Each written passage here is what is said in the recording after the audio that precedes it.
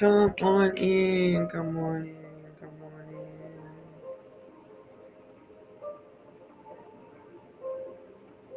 in. Ooh.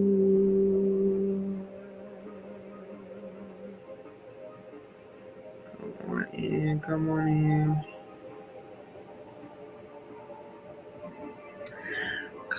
in. Come on in and share this time with me. It is September 30th, 2025, and I am delighted,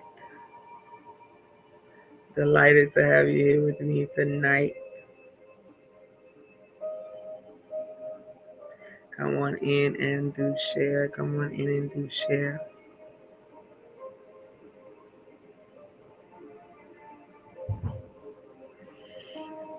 Come on in and do share.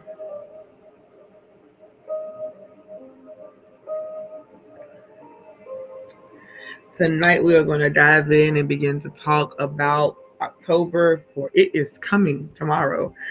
We're going to give a brief, give some insight, share that insight.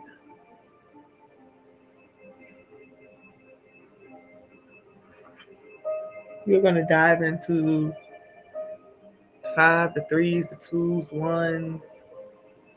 Tonight, we're going to talk a little bit about those numbers and what it could mean for you, how significant it is to the entire message of October and what may be coming, what you may be able to deal with, contend with. We are even going to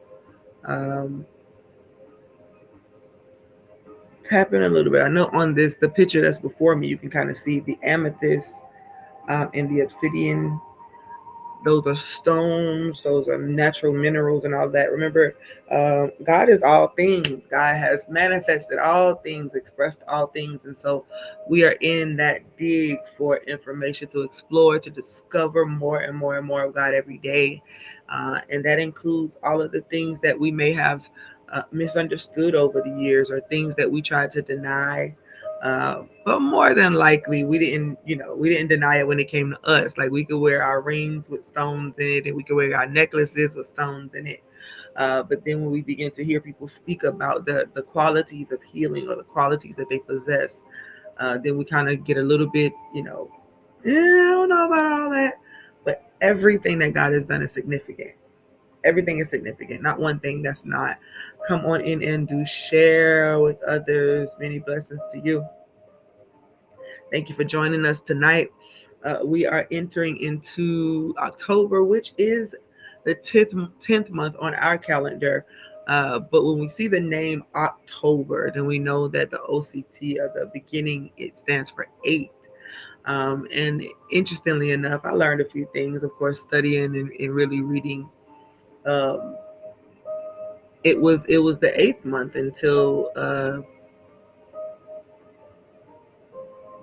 January and February. January and February were added to the calendar, and so there's this dual action there, with the 10 and with the 8, right? Because what it used to be in the past and what it is now, still intertwined.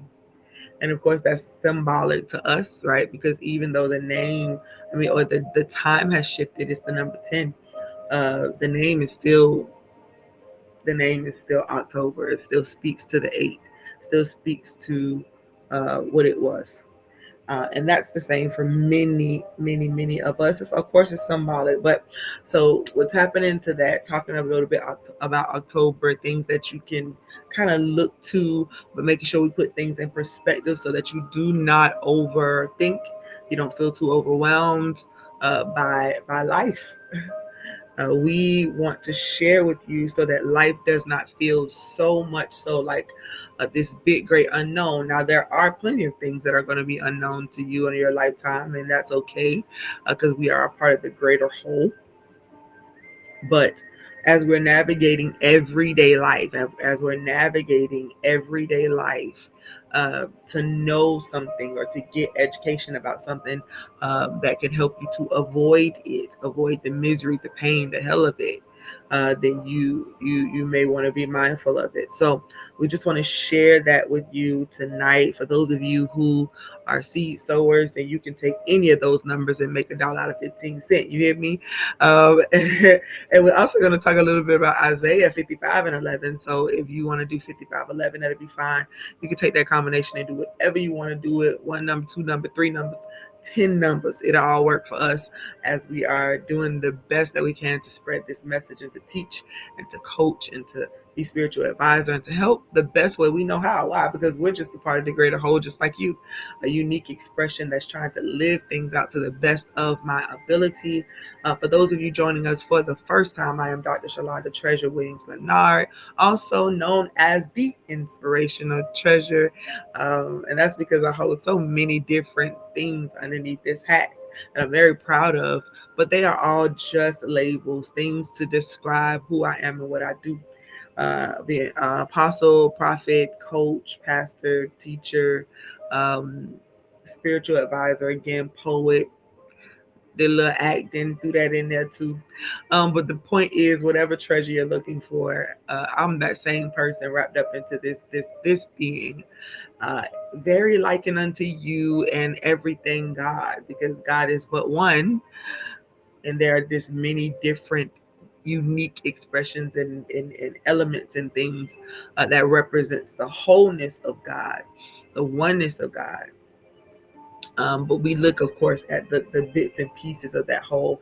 And so tonight, I just want you to put your spiritual eyes on, put your spiritual ears on alert mode, and let's just go ahead and begin to pray so we can get this insight before tomorrow comes in. Now, let me be honest with you, be really honest with you. Um, any message, again, that we get prophetically, whether it's prophetic flow, whatever it may be, and you can be the most absolute accurate prophet you ever met, you still want to make sure that you are praying and you set your own intentions when you walk into that space.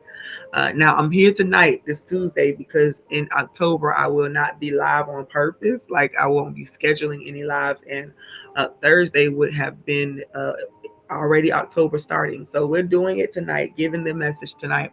But in October, it is the time for reset for me, restoration, rejuvenation. Before this next season really does start coming in and getting more intense and elevation starts coming back to back again, uh, getting ready for a new move, which is the same for many of you. So we want to be mindful tonight. Come on into this space. Let's just breathe together.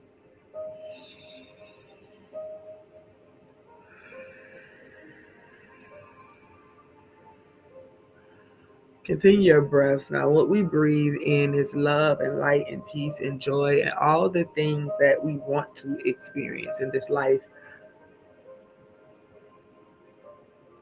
And we breathe out anything that no longer serves a purpose in our world. We're breathing out anything that may try to block us from the fullness of what this time means. The harvest portion of it, the work that must be done within ourselves to find out whether it is still serving, whether it is not serving, whether we are holding or whether we are releasing. Take a deep breath and breathe in real heavy that love, that light, that peace, that joy, that stuff that holds you in the midst of the adversity and the challenges and the trials. Just breathe in that love, that light, that love, that light. Surrounding us right now, I declare and I see this purple, almost like a really special glowing light, and it's not surrounding us on every side yet, but I see it growing. Right now it's just a bright, beautiful purple, almost violet light, maybe amethyst, which we will be discussing tonight. But that color is there. That light is shining, and it's kind of like in the leg area. I see it shining. So if that the light is okay, God, the light is preparing you. It's showing me the area that needs to be prepared for you to be strengthened in. So it appears that you need to be strengthened in your legs. And how relevant is that? Because our legs are what hold us up, is what we walk with, and so we have to decide whether we're going to um, do what needs to be done so we can stand, or if we are going to get stuck in a place that causes our legs to just simply give out on us. Breathing in love, breathing in light, breathing in love, breathing in light, breathing in love, breathing in light, breathing in love, breathing in light, breathing in love, breathing in light. As you continue to go throughout the rest of this year, like this is that word. October, November, December, last quarter of the year, the last quarter of this calendar year, this 2025 calendar year, the last 3 months begins tomorrow. Last quarter, number three, right? We got that threes hanging there still. The last 3 months are happening or beginning tomorrow.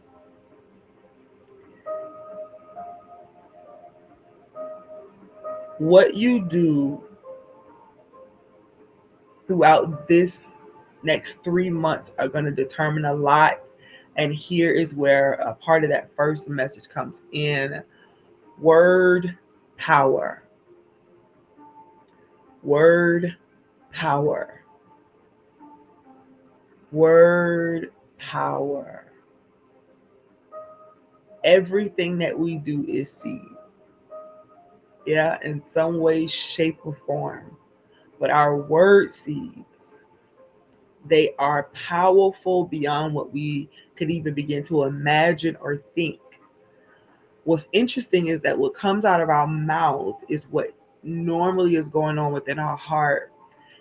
Sometimes we can try to mask it, but the words still have the power that it has.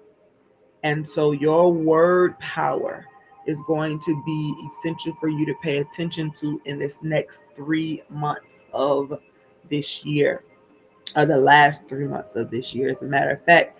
And so this is the last quarter. Now, if you watch basketball or whatever sport you watch, and I'm not a huge fan of sports like that, but I do like basketball. If I was gonna make a habit out of having any sport I like to watch, it would probably be basketball, maybe even baseball, maybe. But uh, when that last quarter comes, it is like everything hangs in the balance. Anxiousness begins to come, worry begins to ensue, especially if you're on the side that hasn't scored as many points. It begins to happen. And so that last quarter of this year is going to feel like you're in that last quarter of the game and you're trying to make sure that you get all your shots in. So I want you to be very mindful of that, however, that you do not overextend and overstretch yourself and overanalyze everything concerning these last 3 months. I'm not talking to you to make you feel fearful. I'm talking to you to help you be prepared. Every prophetic word is here to either guide you into something that were not aware of, giving you a word of wisdom so you can be aware of it. It speaks to your current situation so that it can help you to see what may need to be focused on, whether you need to be more grounded, whether or not you need to release some things out of your life, whether or not you need to pursue something that you were afraid to pursue before. We want to make sure that we are mindful not to put ourselves in a position where we are frantic over the win, being anxious for the win, being anxious to score those points, being anxious to be prepared, being anxious to show up without flaw, and all those different things causes more harm than good. When you are doing things out of your anxiety based mentality or heart state, then it is not as beneficial. And I'm not saying no good can come out of it, because God can use anything. But I need you to be mindful so that you do not take and sabotage this last 3 months because your emotions are so high from everything that you cannot focus. And y'all, let me tell y'all something. When God be telling me to say these things, I'm taking it in too. Because much of what I'm saying, especially when I'm flowing, I have no idea. It's not written down. It's not scripted. Uh, so it gets a little bit intense because I'm sitting here thinking like, I know you said that I was that this season of what we've been going through is over, and October was going to have a new thing. So I'm analyzing right now as I'm giving this word. But what I know to be true about it is that this is a significant 3 months, very significant as to how you're going to walk into 2026. How you're going to walk into 2026. Uh, which is very special. It's almost like a start at one again. That 2026 is that place where you're starting back at one. All right, 2026. That's 6, 2, and 2, which would make the number equal out to be the number 10, which would again lessen down to the number 1. So with that being said, the number 10 broken down is the number 1 with the 10th month, right? 10th month, number 1, which can speak of new beginnings as well, leadership, oneness, how it originally began, the original seed, the original seed the original seed. I'm gonna dive into Isaiah 55 and 11 in a second just to be able to speak, but I'm gonna allude to it right now. You are a word seed out of the mouth of God. You are the expression, right? Words are used to express. You are the expression, the unique soul expressed from the very mouth of God. In other words, God is God. So everything that happens is God, right? And nothing can be separate from it. And so when God speaks a message, speaks a word, those things are not separate from him, just a manifestation of what comes out. And you are a seed. You are a word seed planted, and thus these last 3 months is that space where you're really being cultivated, and the ripeness is happening. It's going to be time to harvest.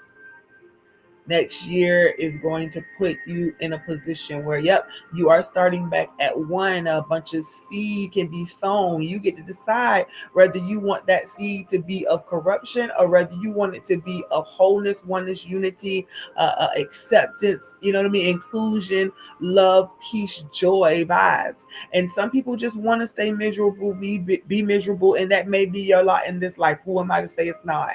But if you choose a different life, then this 3 months right here is going to set you up for that. And so the seed that you sow right now with your words, you make sure that you check them to see if they are powered with love or whether they're powered with hatred, whether they're powered by the past issues and unforgiveness, whether it's powered by resentment, whether it's powered by jealousy or envy, whether it's powered by disappointment and shame, guilt, and all those different things. Your vision is important. Your hearing is important, because as you speak the words, listen, watch them and listen for them.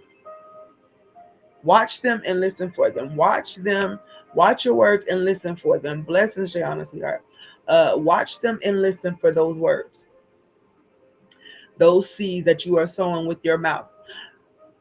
This is what you're going to end up doing throughout this next 3 months, right? It's going to be a wonderful time because, yes, this past season has been more than tough. Grief is heavy across the globe. The entire globe is grieving in a heavy way.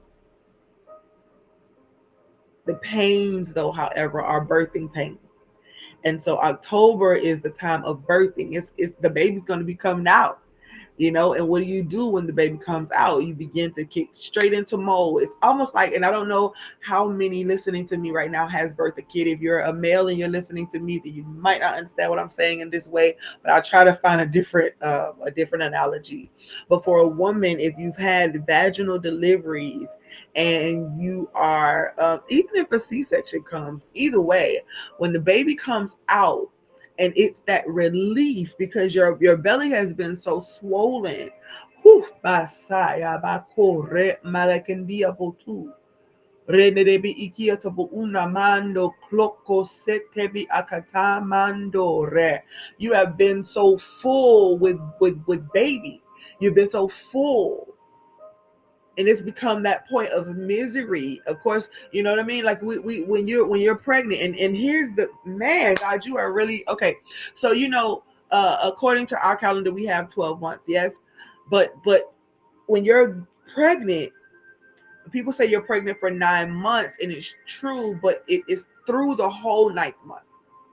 You're pregnant for 9 whole months, which means that from the beginning of the pregnancy, starting at month one, or starting at the cultivation of when the baby is planted in that womb, and you go throughout that first set, it's so important, right?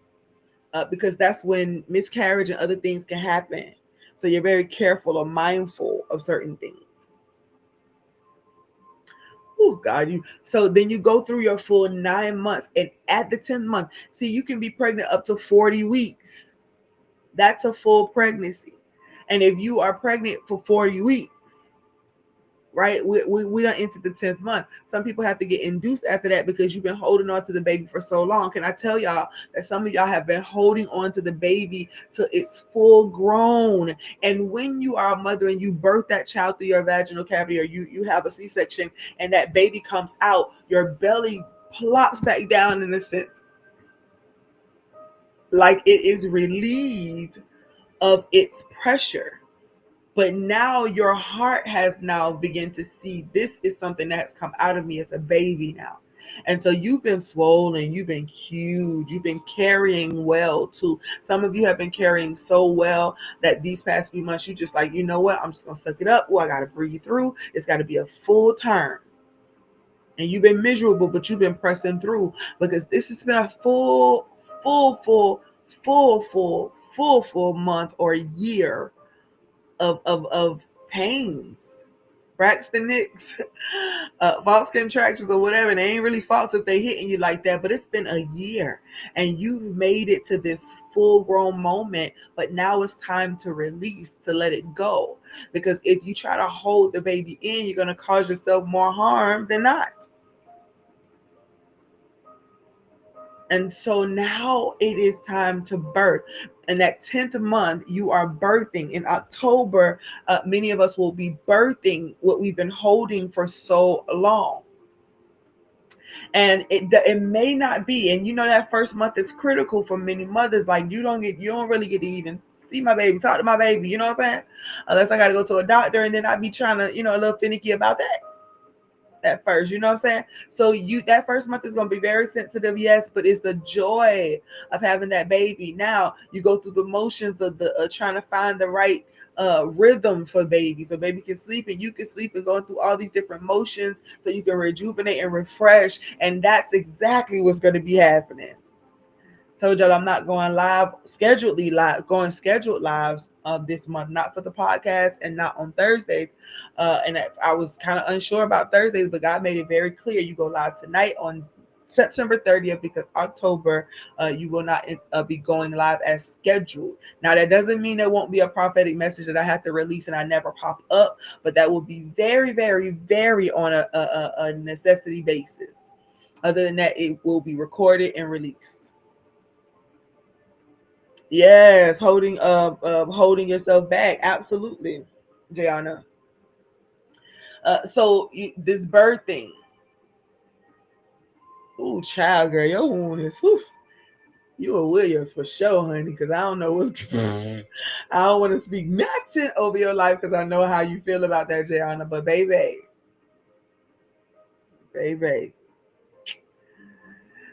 it's time to birth. It's time to birth. It's time to birth. It's time to birth.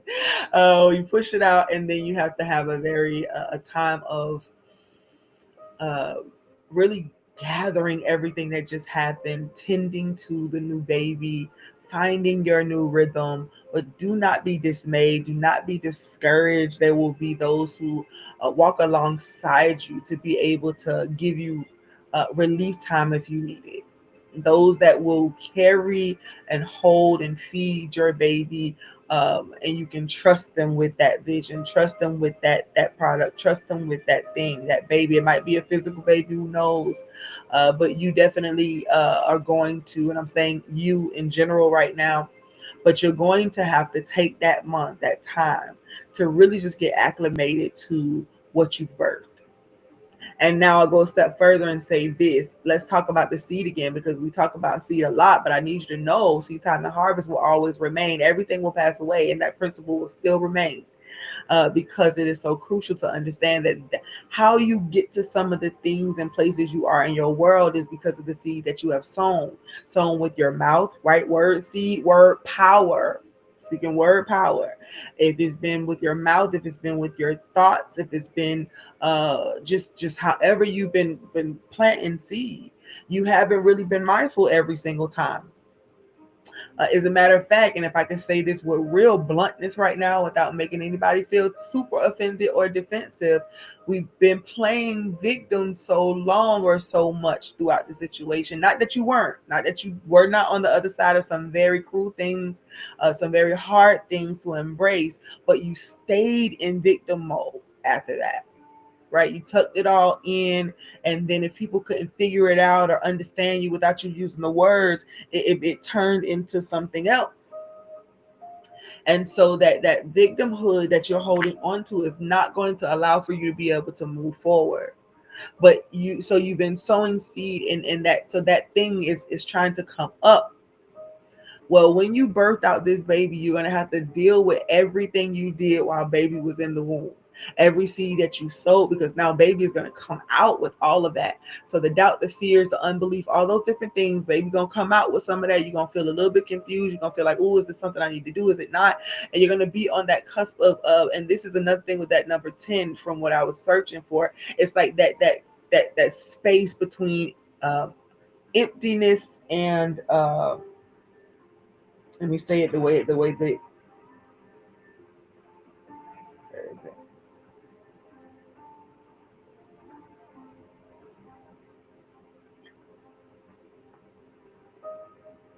between emptiness and fullness. That place between emptiness and fullness is like it's not even that place, but that is both.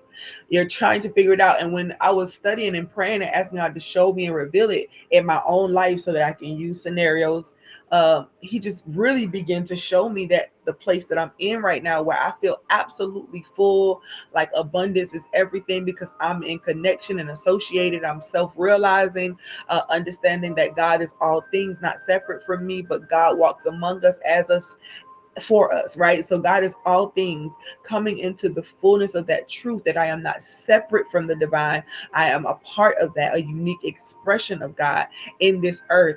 That is the most liberating thing I've ever felt. But the liberating part is when I finally felt like, okay, there's no more holding back in this for me. You are an explorer, you are a philosopher, you are the one that's going to do this research. Follow the trails that God is leading you down, because what you have to sow into the people is what they need. And so now, going back to evaluate seed and really understanding that place of emptiness and wholeness. And so I said the part about the fullness, me feeling full. This is great. I love the liberty. I'm embracing it. I know that I'm not a captive anymore, right? I really receive what we have called our whole life soul salvation, and I'm free from the bondages of the past. So I feel full and I feel happy and all those things. But yet there's this emptiness, because guess what happens? In order for that fullness to come, a lot of things have to begin to shift. A lot of pruning happens, a lot of losing. I've been telling y'all about that, the thing that God showed me with the rocket. Multiple times I've talked about it.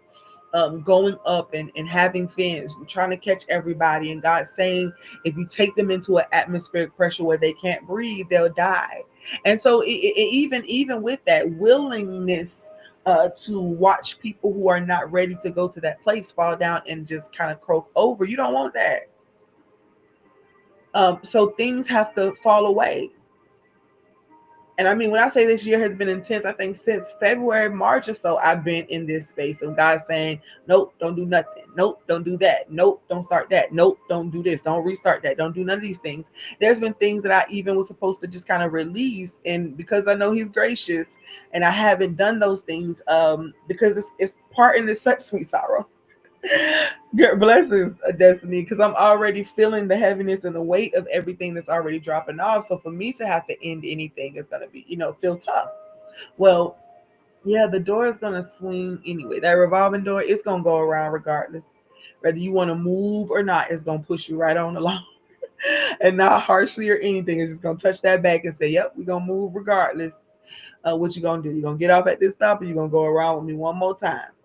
You gonna get off and go thrive, or you gonna go around with me one more time? You gonna get off and go and go figure out how you can manipulate something so you can get what you want, or you through with that part? You're well aware of yourself. I'm gonna talk a lot about shadow and stuff like that too. Just it's so beautiful how God can start revealing the tools and the methods to be able to shift your heart, as opposed to just going through the motions and waiting for Jesus to come and save you and rescue you from yourself when you haven't even fully come into agreement with what's happening. So yeah, you go through a portion where you feel full and you feel empty all at the same time. And in my life, it's been very, very evident the shedding and the removal of things. I have a book that I'm going to end up doing, and I'm not going to say when it's coming out, so don't ask because I don't know. But it is called, I'm trying to remember the right order, the butterfly, the phoenix, and the snake, or the butterfly, the snake, and the phoenix, or something like that. But it's talking about the transformation, the shedding, and the rising. Right, the rising, the purification of the phoenix, and all those different things, the ashes, all the things you got to come out of. The snake is in there for shedding purposes, and of course, because we have associated the snake with such negativity, we forget that everything that God has made has its nature wrapped up in duality. Water can be both fierce and flowing. Fire can be both warmth and to burn you up, to purify you. And so everything has significance. I told y'all we're digging in. So when I show back up, eventually going live, I'm just gonna be giving whatever He's giving, because we're exploring that which God has manifested, so that we can understand it. And so when we talk about the snake, we're talking about shedding. A lot of shedding has happened. A lot of shedding has happened. And so with that, there's always, however, another layer of skin. It's so interesting for me how God is so dope, so perfect. But with the snake shedding that first layer of skin, it's almost like the skin underneath it just pushed the other skin off, right? Because the shedding didn't leave it bare, didn't leave its insides out or nothing. There's skin underneath it. And so when you're shedding, there's always something underneath it. Like that thing is pushing it out, saying, "Hey, okay, I'm ready to emerge now." Can I tell y'all that that's the nature of life? That's the cycle of life. When something needs to be pushed out, or when something needs to go, it has an option sometimes, or whether it's going to go without the pressure, but its life is going to life regardless. And a lot of things get pushed out because the new skin is trying to emerge, or newness is trying to emerge. And so there's the full feeling, yes, but there's the emptiness. You're like, man, what is really going on? People asking you like, how you feeling, what you doing? You're like, I don't really know how to answer that. I mean, I feel great because I'm free to love God and explore God, and to teach the way I really want to, and to study the things that I want to, and share it with those who are ready to go to that place. But that emptiness of losing the ones that I loved before, the emptiness of all the transitions and the shiftings. Y'all listen, I got 6 biological kids, plus my bonus kids and my spiritual kids. By the way, I have a whole message to record for those that call me Ma in any way. Because there's a time in the shifting, and so the shedding has happened, and so there's a lot of shedding, a lot of release. And so a lot of transitions, a lot of shifts, a lot of people are exiting. They don't all have to be permanently severed. Like we have children, those of us who have children, I know that my life has taken on a whole new wave to where I'm really going to be living as the truth of who I am, in sage mode. Hey, you need me, you holler, word of mouth through other people. Hey, I'm back here. Hey, let me get my prophet for you. I'm gonna take you to it, kind of thing. um and I'll be out when I'm out. It's like everything has to be strategic, because what I did not realize over the years, not fully understanding or knowing myself, right? Because, and that's when you live in immature spaces, when you are not fully known, when love is not fully known as you, when you're not in full awareness that God is always, always, always in everything. And so you kind of go through these motions that you have to go through, all for the sake of growth and expansion. And so some of the relationships, they will be permanently severed, not because a person is bad or you are bad, but because the paths have changed so drastically between the two of you, or the three of you, or the group of you, or whatever, that you can no longer go back to that place, and they can no longer associate. Let me tell y'all something. Blessings, destiny, for your seed. I am grateful that you did that in this moment, and I'm grateful that, because I don't know if you were here when I even mentioned, making, putting your numbers together, or doing the Isaiah 55:11 seed tonight, because you are a word out of the mouth of God. And I'm also glad that you sowed that seed first, Destiny, because I have a whole message for you. Your birthday's coming up on the 4th. Wish that I could do so much for you, but God had to, kind of bounce me back a little bit and remind me of how much you value my gifts, my abilities to speak over your life. And so, whereas I may feel like I need to do something else or give different type of gifts, you value this gift already. And so when I speak to you, or when I give you guidance, or any of those things, though I know you would love to be in my presence, and I would love to be in yours, I know that that message will still be something that you receive. So I'm going to release that message, portions of it, I guess, tonight to you. And then as he continues to speak over the next 4 days, I get to send you a message every single day with portions of this prophetic that God is going to give me, the prophetic insight God is going to give me concerning you. And I'm excited about that.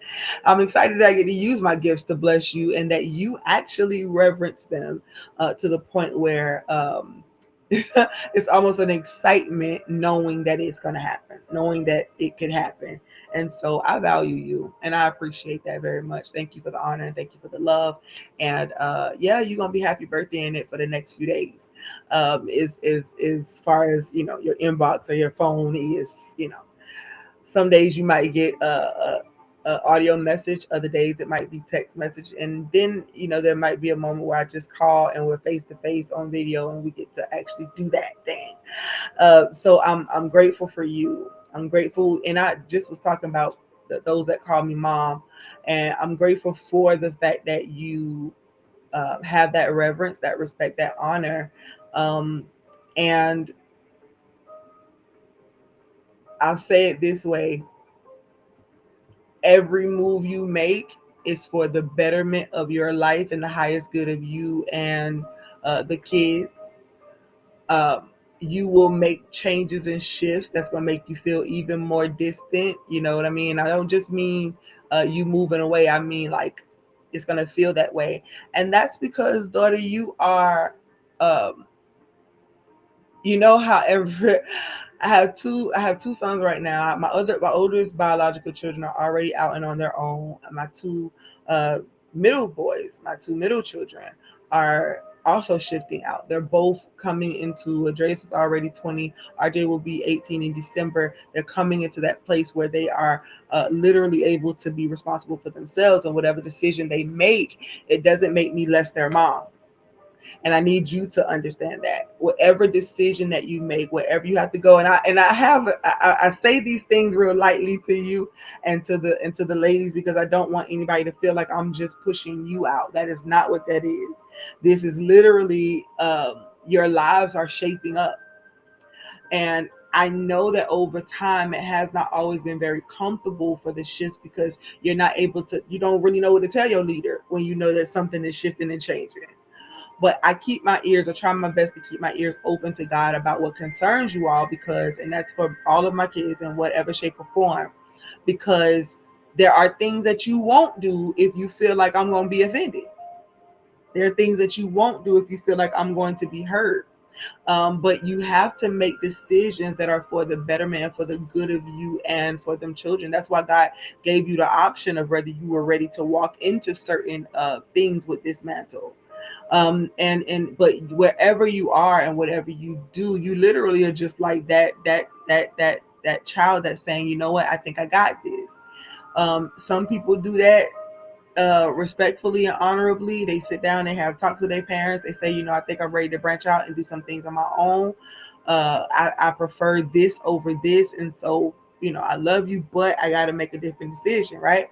Well, that some do it easily, and some people, you know, it has to be a big, dramatic, emotional event for them to be able to shift. But whatever it is that you do, right?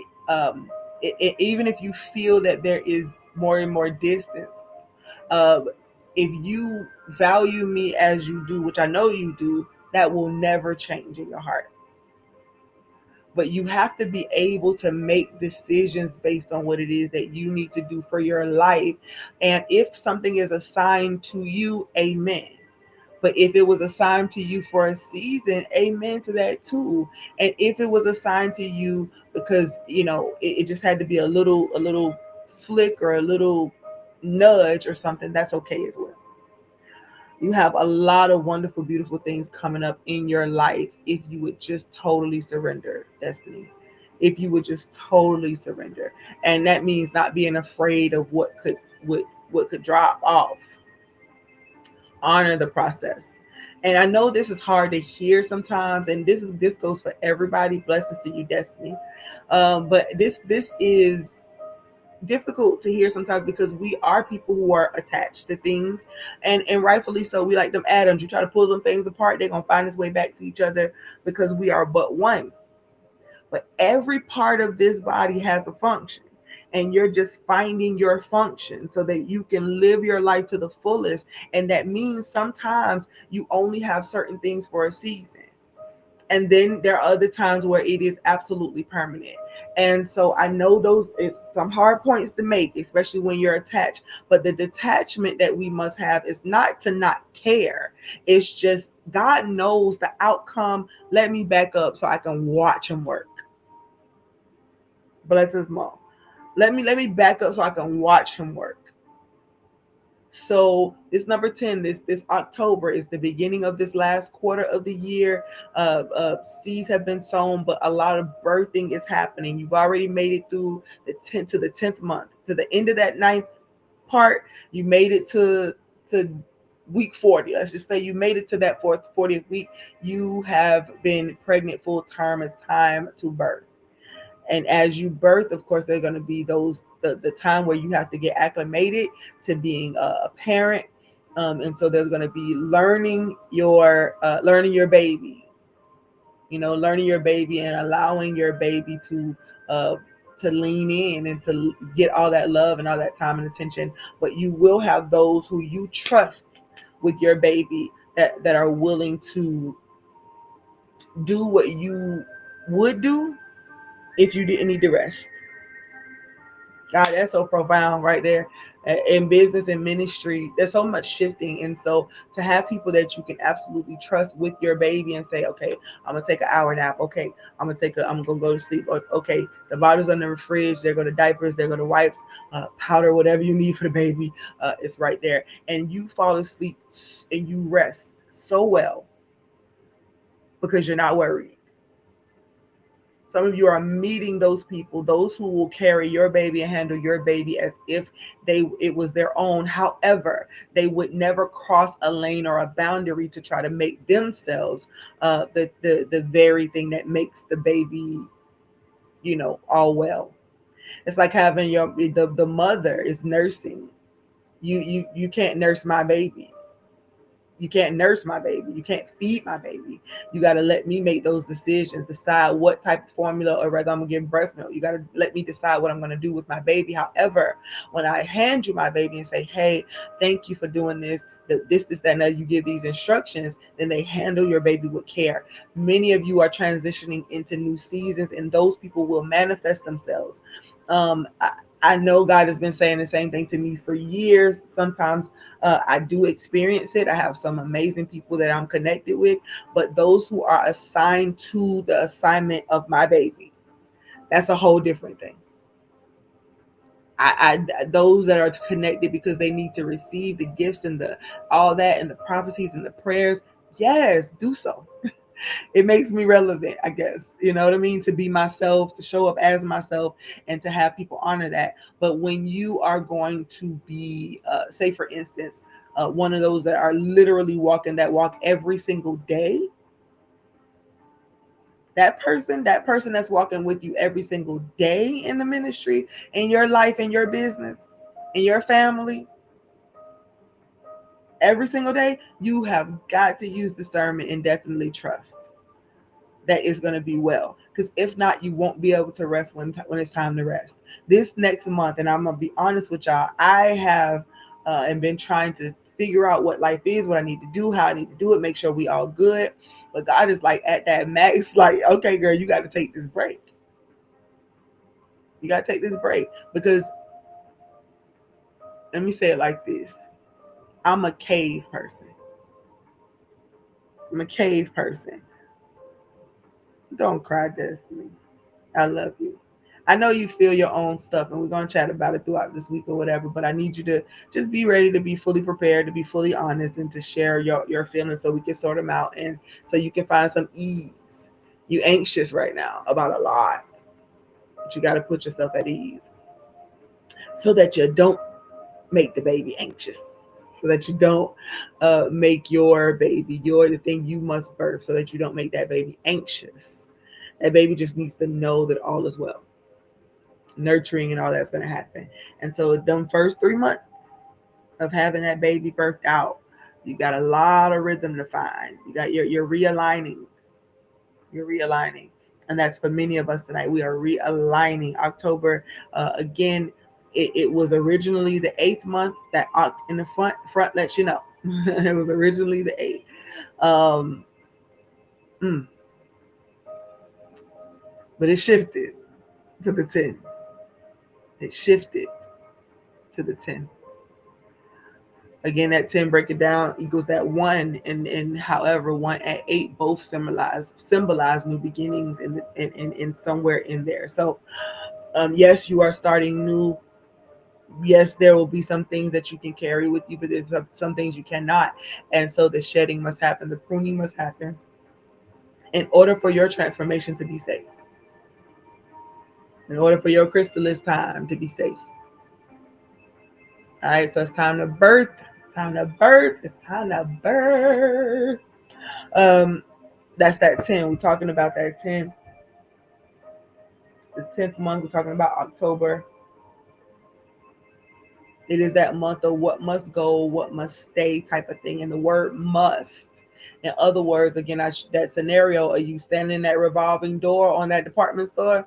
One way or another, that door is so heavy that if you choose to stand in place, and you got to be a really, really, like, you got to have a lot of weight or whatever to stop it so it won't move. But if you're standing there, it's going to rotate and you're going to get pushed into your proper place. Now you can decide to go ahead and walk into it, or you can let the door just kind of nudge you a little bit. All right. But what must go and what must stay, some of these things you have absolute no control over. There are some things you do, and we're going to talk about that in just a second when we talk kind of about that work of owning your entire self, is what a psychologist Carl Jung calls the shadow work. Those things in my coaching group is kind of called what that heart look like. Right?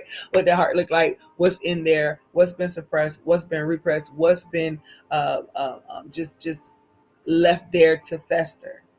You find those things, you find the spots in you that you feel that need to be hit in a way. Those are most of the time our insecurities, the things that we fear, our anger, resentment, pain, traumas, all those different things are hiding and lurking in that shadow. But can I say something to you? Your shadow always with you. The light just got to hit a certain type of way. You're going to see it. Shadow is always present, always following. And what God showed me is that that's likened unto how we want to label one child good and one child bad, but that's not the case. Both children are exactly who they need to be, but they don't know how yet to develop into maturity. And that's where life comes in. And for those who have a personality or something that you may feel like is too much, or oh my God, what's going on with this kid, or da da da, or they got stuff going on with them, and you got to get them assessed. You got to be able to support them. And that's what it is that God said to me concerning this. We're looking at stuff as good or bad when we really just need to be looking at things in perspective of maturity and this journey to maturation into the fullness of love that's within us. Right. And along that journey, you're going to experience a lot of things, but good or bad is probably not the way to even to speak about it, because it's all good, because it's all God. Everything that happens, even the things we do not understand, has to do with justice and fairness. I can't give one person free will and not give it to the other. That's unjust. I can't allow you to make decisions for your life that you deem to be a great one and not allow that which is quote unquote bad to happen. I think Job said the same thing. He's like, should I take what is good at the hand of God and not take what is bad at the hand of God? And what he was saying is the things that don't feel great, the things that don't feel great. Am I only supposed to take the stuff that make me feel pleasure and all this stuff, other stuff, and not understand that other things must come?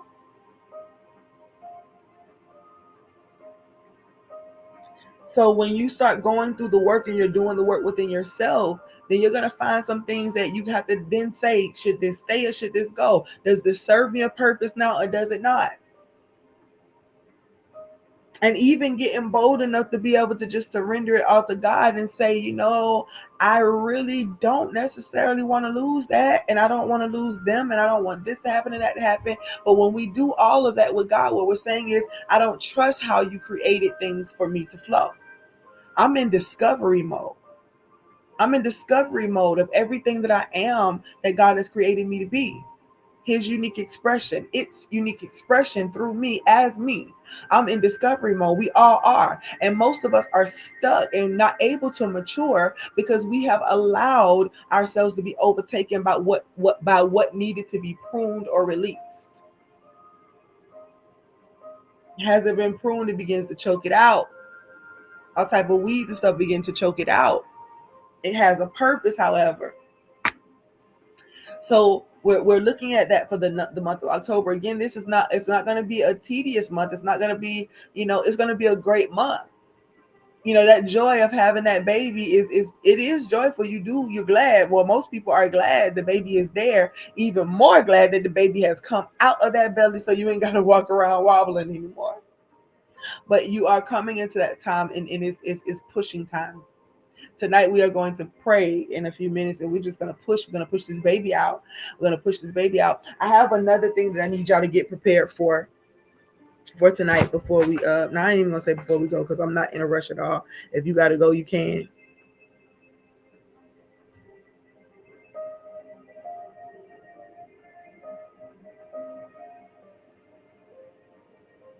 Oh, Jayon, I just read it. What you put? I love it so much. I love it so much. Whew. Shelaba. I don't see any more seed coming in. Let me go ahead and tell y'all and be real honest with y'all tonight. Go ahead and get your seed in the ground, honey. Don't hesitate one stitch of beat. Not tonight. Not one stitch of beat. And this is for those who believe in sowing and reaping, which I know pretty much almost everybody here believes in it in some way, shape, or form. But when it comes to finances, don't sleep on this. In the last quarter of this year, even up until this point, what have you been sowing? What have you been given? What financial provision have you been needing that you held on to? I think Pastor Jamal Bryant said something profound when he was like, if it's not, if it doesn't meet a need, it's a seed.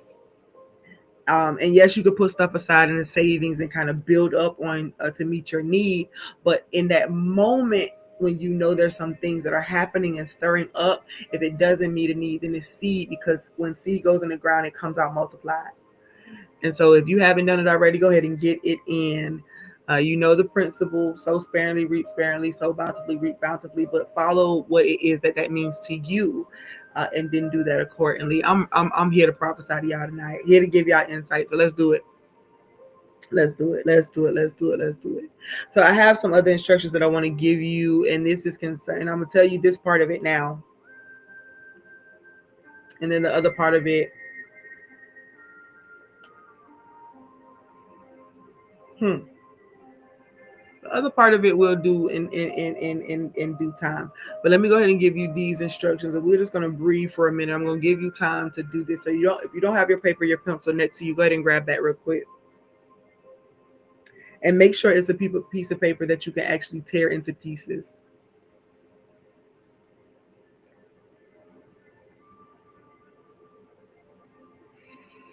What you're going to do with this piece of paper is you're going to begin to write down names. Write down names. And the names that you are going to write down are the names of people that you really need to forgive, people that you really need to release to themselves. Release to themselves. Release to themselves. You no longer carrying the burden of what they did, said, or how it went. You're literally divorcing all of that tonight. So write down those names, things you need to release, people you need to release. And some of those people, believe it or not, will not just be those that you feel like have wronged you. Some of those people are the people that, you had that unction within you that the season is shifted and you're afraid to admit it. You're going to feel it. You're going to feel it and it's okay. But write down all of the names of those that you need to release back to themselves. And later on, I'm going to instruct you to go get some hot water and we're going to dissolve those. But don't do that until don't go get the water right now. Don't go get the hot water right now because it won't be hot by the time I give the rest of these instructions. Okay, so just write those names down for now. As you listen, just try your best to write and continue to tap in and lean into what I'm saying tonight. But there's some work to be done. I was on live earlier to a prayer call, and it was mentioned about the water and some things. But this particular part of it, God gave me specifically for you guys tonight. So get ready for that. Blessings, Rashida. So this last 3 months, we're in the last 3 months of this year, the last quarter of this year, October, November, and December. The birthing, the babies are coming out. We're going to do some pushing tonight. Masore bakataya. Mm, mm. I hear the Lord say this, and it's interesting because I'm laughing at myself too, but also just giggling because it's a kind of word. But I hear God say, don't be ashamed of the baby that you about to push out. You're the one who sowed it. I mean, you know what I mean? You let the seed be planted. You let the seed be planted. So if it wasn't what you thought it was, and you kind of prematurely walked into it, or you let the wrong thing ejaculate in you, honey, and we call it wrong because of how it makes us feel and all of that. You don't be ashamed of the baby you about to push out. Whatever comes along with that, you who are walking this path of love will know what you need to do for that child, for that baby, for your seed. You will know. So don't begin to think about all the negative things you did and all the stuff you shoulda, coulda, wouldas, and all of that. We are not in the past. We are moving forward. We recognize and we understand the past, but we are moving forward. So yes, give birth to the baby, whatever it is. Some of that stuff may feel totally irritating to you at first, and I think that's what this is right now. For those who are birthing, if you are going through this birthing, you're about to release this baby. The baby that you produce right now, that you release right now, is a product of your own making. And if you've been doing the work to try to be as peaceful and maintained as possible, to reach your wholeness and to heal and all of that, then your baby is not going to give you no issues for the most part. But if you've been feeding it, and this is, and I'm not going to say my kids gave me problems because of this, but I will say that, honey, I'm a sugar and junk food fanatic. Right? I like everything sweet if I can get it sweet. I do like salty and other things too, but if I can get it sweet, I'm going to eat, man, from fruit, and I eat fruit all day long. I love vegetables too, but I love sweetness. I love fruit. I ate a lot of candy, a lot of junk food, everything when I was pregnant with all of my children. Now they all, all of us, we are candy freaks, fanatics. We I try not to all the time. I'm trying to do better. But so much we play. I created a game called Candy Dice for the family. Okay, me and my kids and my husband play Candy Dice. That means we bid and we putting in candy, and you're gonna lose yours if you lose yours.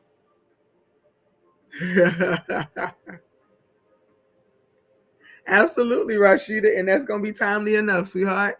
How am I? That question is interesting. I'm not gonna go back into my explanation from earlier, but this is that season where when you are contending with the fullness and the emptiness at the same time, and let's just say that that's where I am, and that includes the loneliness of walking this walk and choosing this path and saying, God, I just totally submit to being whatever it is that you want me to be, regardless of how people may look at me, because there are those who are waiting for me to show up authentically. Well, that comes along with loss, because everybody is not going to be able to navigate in that realm and be present. And I have love for people in real life. If I'm connected to you, even if I'm not, I love you. But if I'm connected to you, my love for you is very deep. And so when I have to release, or people have to walk away, or any of those things, it definitely taps on my little emotional self.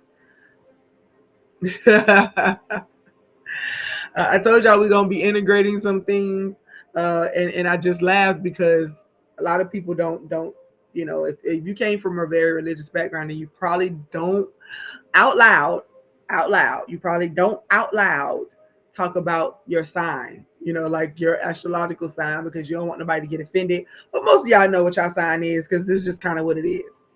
But many of us know what our sun sign is, that first one, but we don't go deeper. So my sun sign and my moon sign, however, are all emotion. So I'm a Cancer, then a Cancer sun, and I'm a Scorpio moon, which is all emotion. I'm just all water based. Like, I'm just an emotional creature. And so my separations, or when people have to walk away, is very intense. But I'm an apostle true, you know what I mean? And I'm a prophet true, which means that I'm more isolated than I am. I'm more introverted than I am extroverted. So I'm not always there to be connected to either.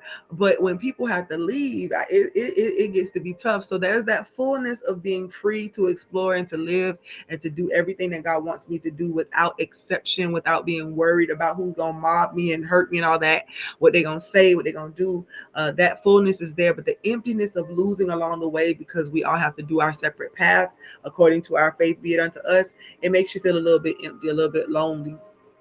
But the emptying is so that you can be filled back up. And so I have to be able to accept that for what it is. So I know that's a long explanation to as to uh, how I'm doing, but it's been a heck of a season, y'all. It's been a heck of a season. Probably since the end of February all the way up until this point, it's been back to back to back things that I'm grateful that I was able to make it through. My family able to make it through. So uh, I'm grateful for what is. Definitely have felt the weight of everything else. But he said, that's you just be so emotional when people gotta go. Yes, yes. But as being who we are, Rajita, being being the gifts that we are, being the people that we are, it just has to be. Um that was you, Jay Anna, who spoke about the seed. Well, amen is gonna be timely. I don't know why I just got you and Rashida mixed up. But anyway, Rashida, um, I get that. I definitely get that. Jayana, your seed will be timely. Your seed will be timely. Very, very, very timely. Just to say the least. It will be very timely. Sowing at the beginning of the month. I ain't gonna try to be on here till midnight or nothing like that tonight. That's not my goal. But y'all know I'm gonna do whatever God wants. But when you sow, it will be absolutely on time. And when you receive the word, it will be absolutely on time. Speaking of words, oh, absolutely. That's all I got for y'all. I mean, I've been transparent in a lot of ways in ministry, but even more so now, because I can't hold back anymore, because if I do, then I'm not fully living by faith. And I can't continue to talk about being this follower and trying to pursue God and love God and all that. And I'm walking around here trying to figure out whether or not people accept it or not. That means that the people who I'm supposed to be a part of their life or assigned to, they're gonna miss out on something, because I'm afraid. And so I'm here for it. I'm here for it. I'm here for it. All right. Do y'all have y'all paper and y'all pencil? Did y'all write those names down? Keep those names with you. Keep those names with you. Um, so We talked about the what must go and what must remain. What must go and what must remain. The word must, it's like, it's got to happen. It's just got to happen. So what must go and what must remain. Let me say this to you. So when talk about Dr. Carl Jung, I'm just gonna say Doc because he just definitely just blew up the whole psychological scene with some of the things that he's been speaking, or what he did speak over time. But Dr. Young talks about that shadow. And again, the shadow is not about what is bad about you, because God has made nothing that is bad. Come on, y'all, swallow that real quick. And it was good. And he created, and it was good. And he expressed it, and it was good. Everything's good because it's all God. You can go ahead and swallow that. You ain't got to receive it, but definitely take it. Might be a seed for you at some other time. But when we deny any part of this creation, we deny God, period. To accept God is to accept all that is. To know God is to know love, because God is love. God is omnipresent everywhere at one time. And so therefore, to deny any portion of God, it just doesn't serve us any justice. But putting it in proper perspective matters. Remember, he was talking to Job. We're talking to Satan when all of the sons presented themselves. God has a purpose for every last one of his sons and daughters. Express those things on purpose and with purpose in Isaiah 55:11, which I'm going to dive into now to help you to understand further what I'm saying concerning this, what must go and what must stay, or what must remain. But Isaiah 55:11, my dear sister Apostle Shalonda Washington sent out her daily power word, honey, and they be powerful. But Isaiah 55:11 was a part of that this morning. And I know many of us have heard this verse before, and some of you may not. But that 55:11, it says, "So shall my word be that goes out from my mouth.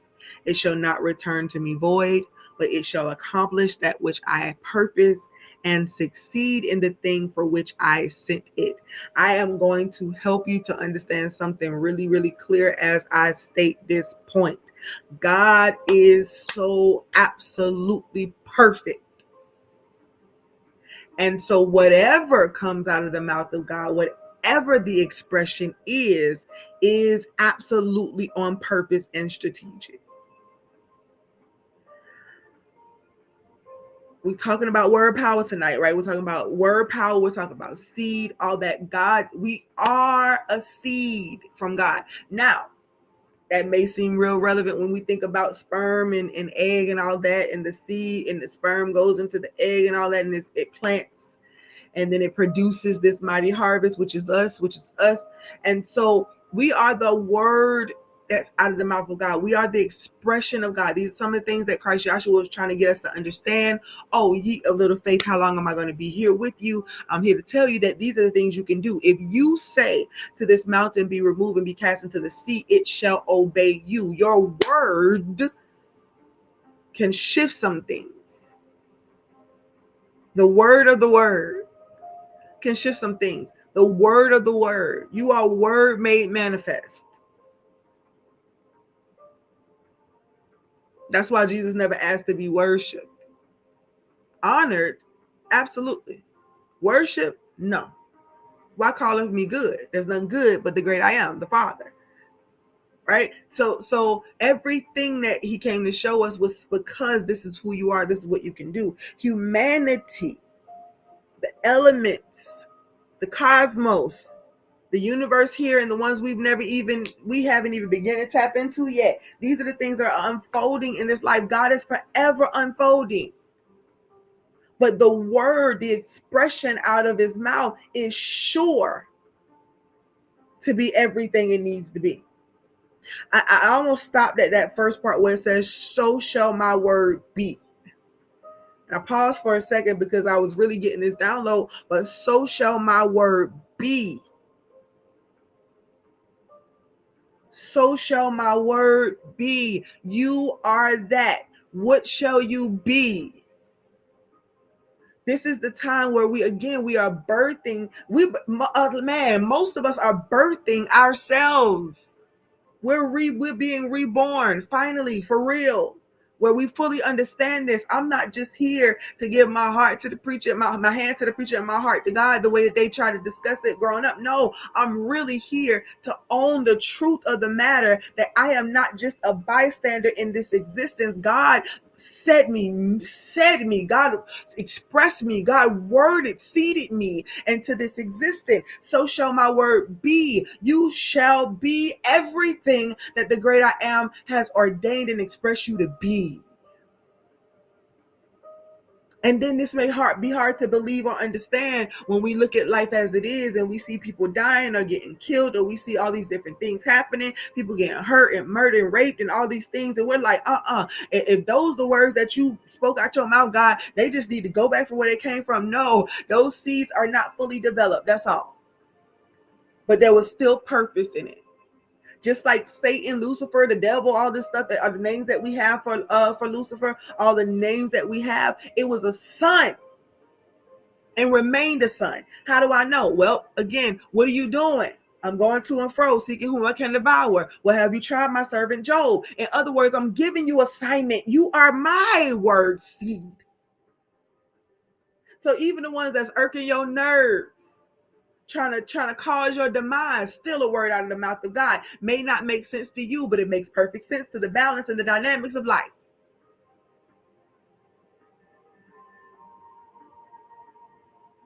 I know some of this is hard to digest, but listen, if you're going to be awakened, be awakened. If you're going to be born again, be born again. If you're going to be born again, be born again.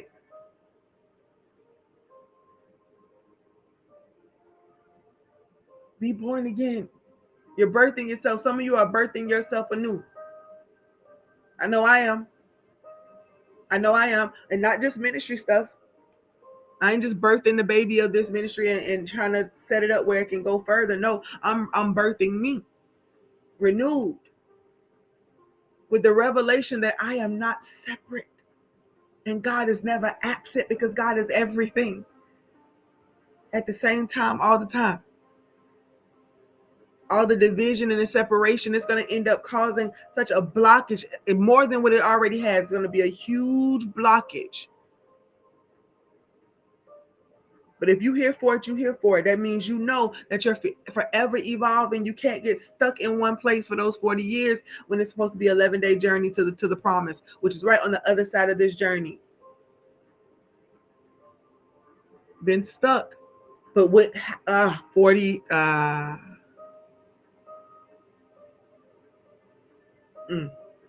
cycles of 10. Cycles of 10. 4 times they were going through cycles and couldn't get unstuck out of the cycles. Turning the hamster wheel, couldn't get off. But tonight you're going to get out the hamster wheel. You're moving forward. You're birthing something new. You're standing up and saying, you know what? I will no longer sit up here and act like I don't want anything greater or more. I'm not going to keep suppression or pushing down the things that are naturally for me to do. Can I tell you that a lot of the revealing for yourself over this time, as you do your heart work, what that heart look like, shadow work, as you own these things and you decide what must go. And what can remain? What must remain? It remains because it's beneficial for me in this season of my life. And do you know what every cycle that you have in your life, you're going to have to release and let things go and let them, and not hate them. Not hate it. But take the gains.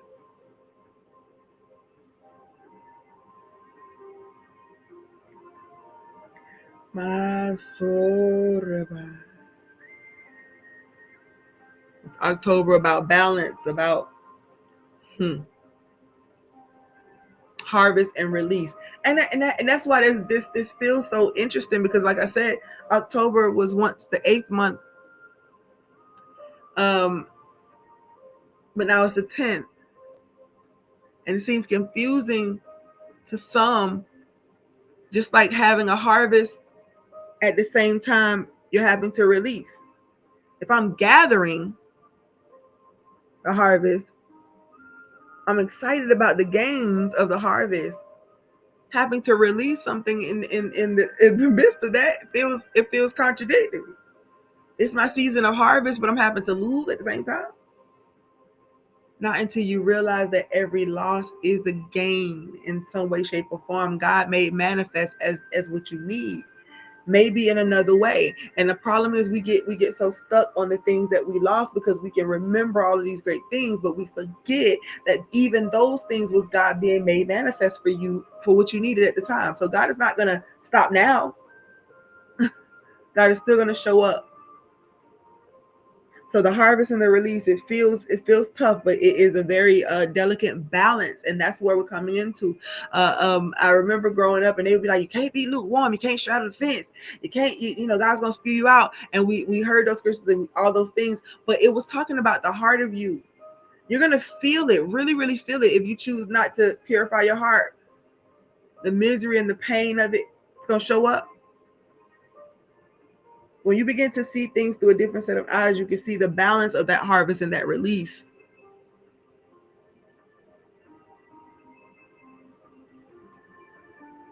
What is abundant in my life? What is empty in my life? Or what's trying to empty? What's trying to come in so it can make that abundance made manifest? And what's trying to empty itself? In October, you're gonna do a lot of inner work, a lot of inner work, a lot of inner work. And that's if you're ready, if you want to. Do a lot of it though.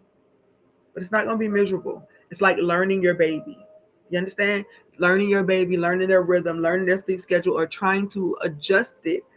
And I think we've done that over time. We've tried to adjust their sleep schedule or whatever. But when the baby is born, you don't get to adjust their schedule. They're gonna make you adjust yours. Right? And so it's learning the baby. That's all this is. It's gonna be learning the baby because you are being reborn within. And so you're gonna learn the baby, learn what your stuff is, the stuff that you suppress, the stuff that you never express. What is it that needs to come up and out? October is going to be a very wonderful month. A lot of the seed that you have already sown is going to come to harvest. So prayerfully, you sowed everything from the heart, and you weren't afraid, and you weren't withholding, and all of that stuff. So you've gone through some things, but now is the time to birth out. You're birthing your reborn self, getting to know yourself. And of course, November, December going to follow suit. It's going to be even better, even greater. Not don't mean you ain't never gonna feel tired or weary and need to rest, but like I told you, you're gonna have that the trusted ones that they would never do nothing to violate your baby. You're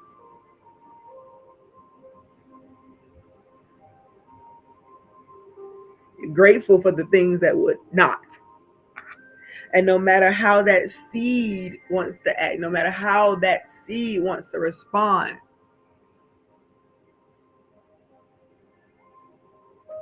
when something is holding it that it can trust,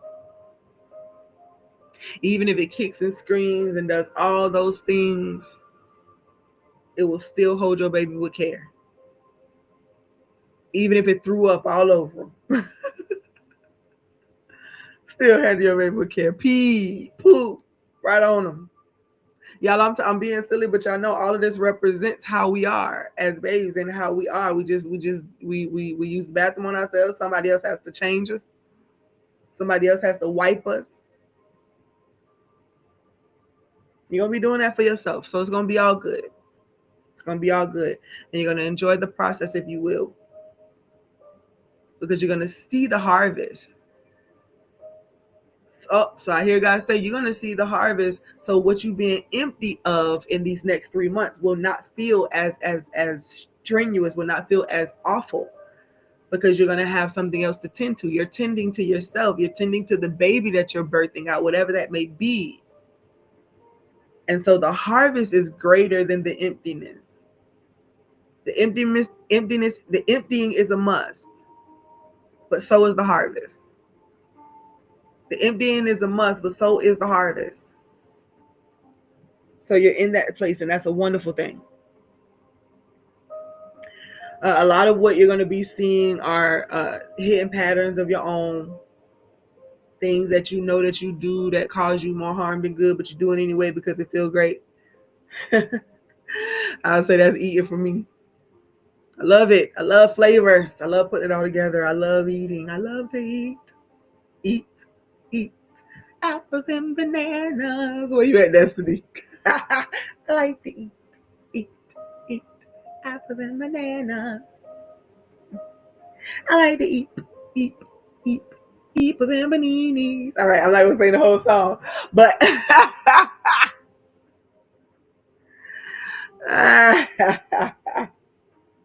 hidden patterns. I love to eat, but when you're really on this journey, you're trying to alleviate hell, right? We're looking to after death and all that about hell, and again, from a metaphysical perspective, from a you know, in spirit and truth perspective. Let me just say, when I say metaphysical, I'm speaking about spirit and truth.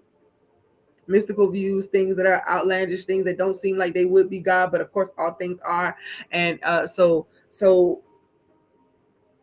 when it's time for you to step into that place, there's a lot of things that you want to, you got to do to put that fire out. You don't want hell in your life.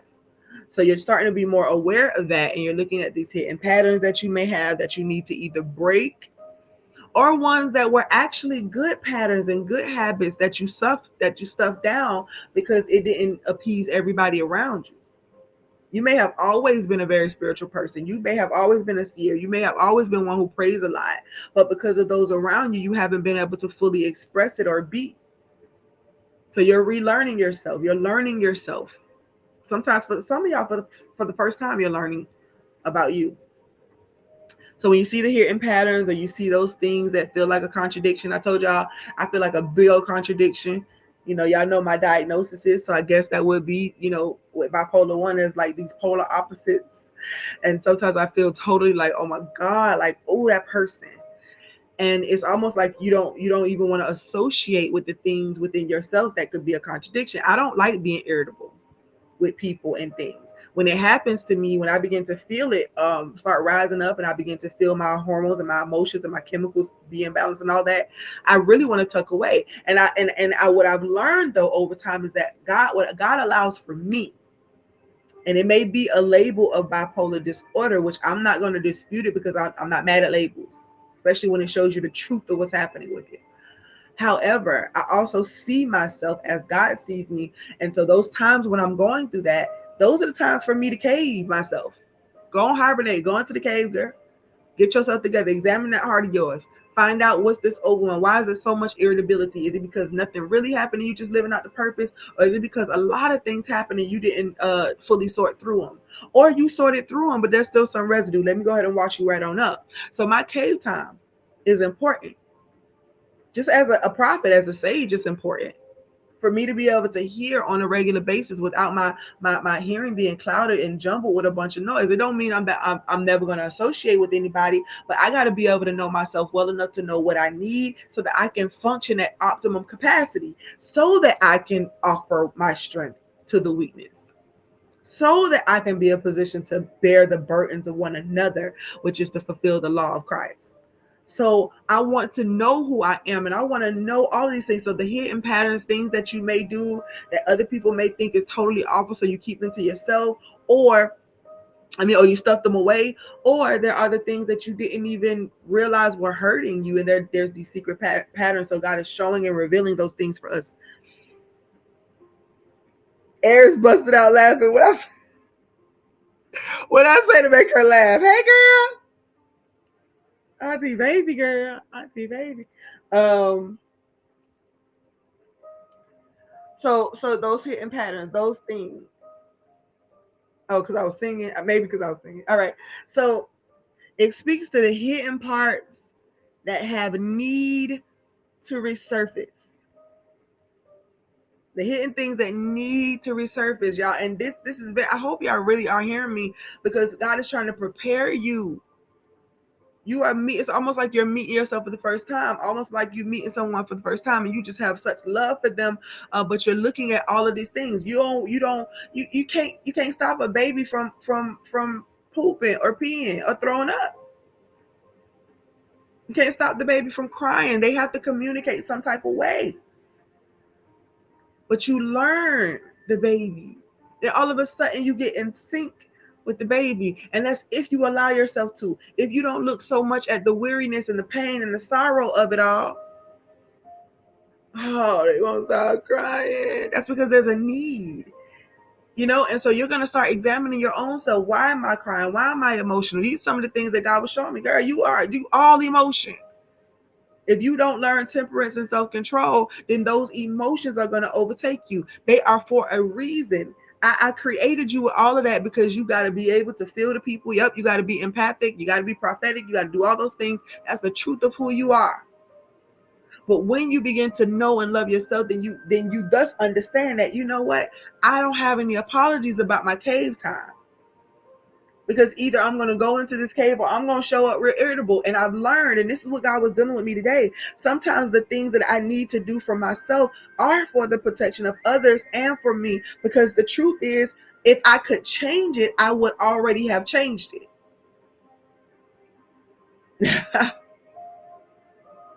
If I could already have done away with it, then I would have already done it. Y'all know I spent so much time on my knees staring, asking God, begging Jesus to come and fix it and change it. Fix Jesus, fix it like you said you would.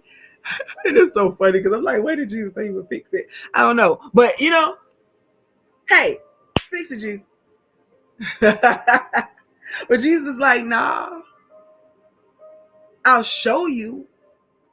I'll show you who you are. I'll show you the power that you possess. I'll show you everything. So this rebirthing, my soul, rekataba ikantomondo le sikioroboku untabai. This rebirthing is so powerful.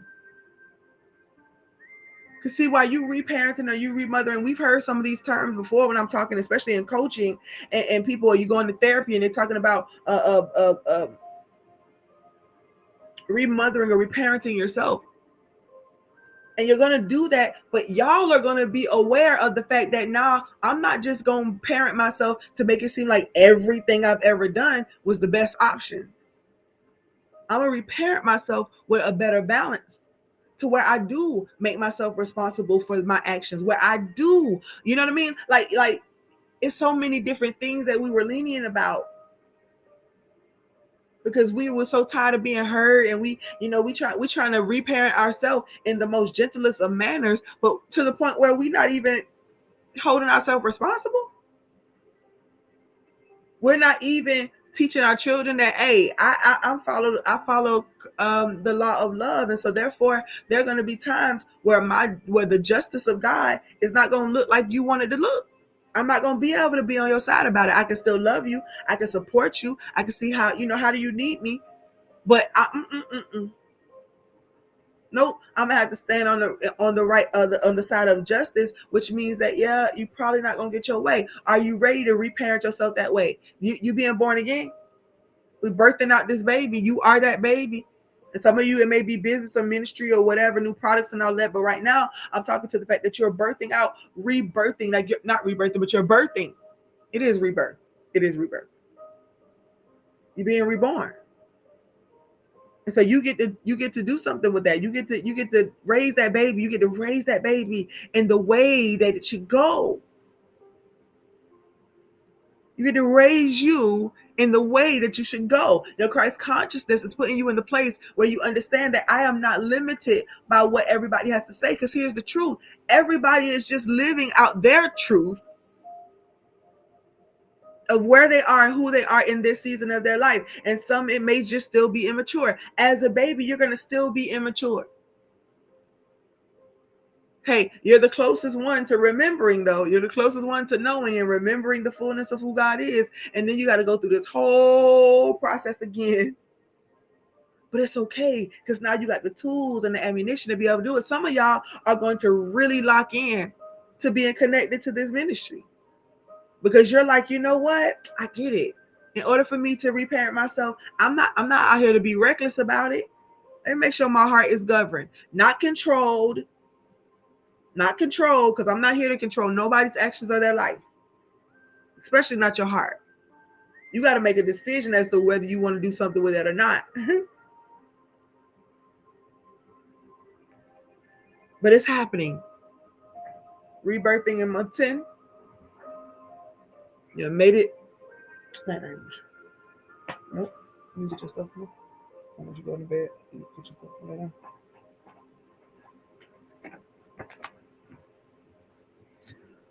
So you rebirth. You're going to go through it properly this time. You already been through trial and error.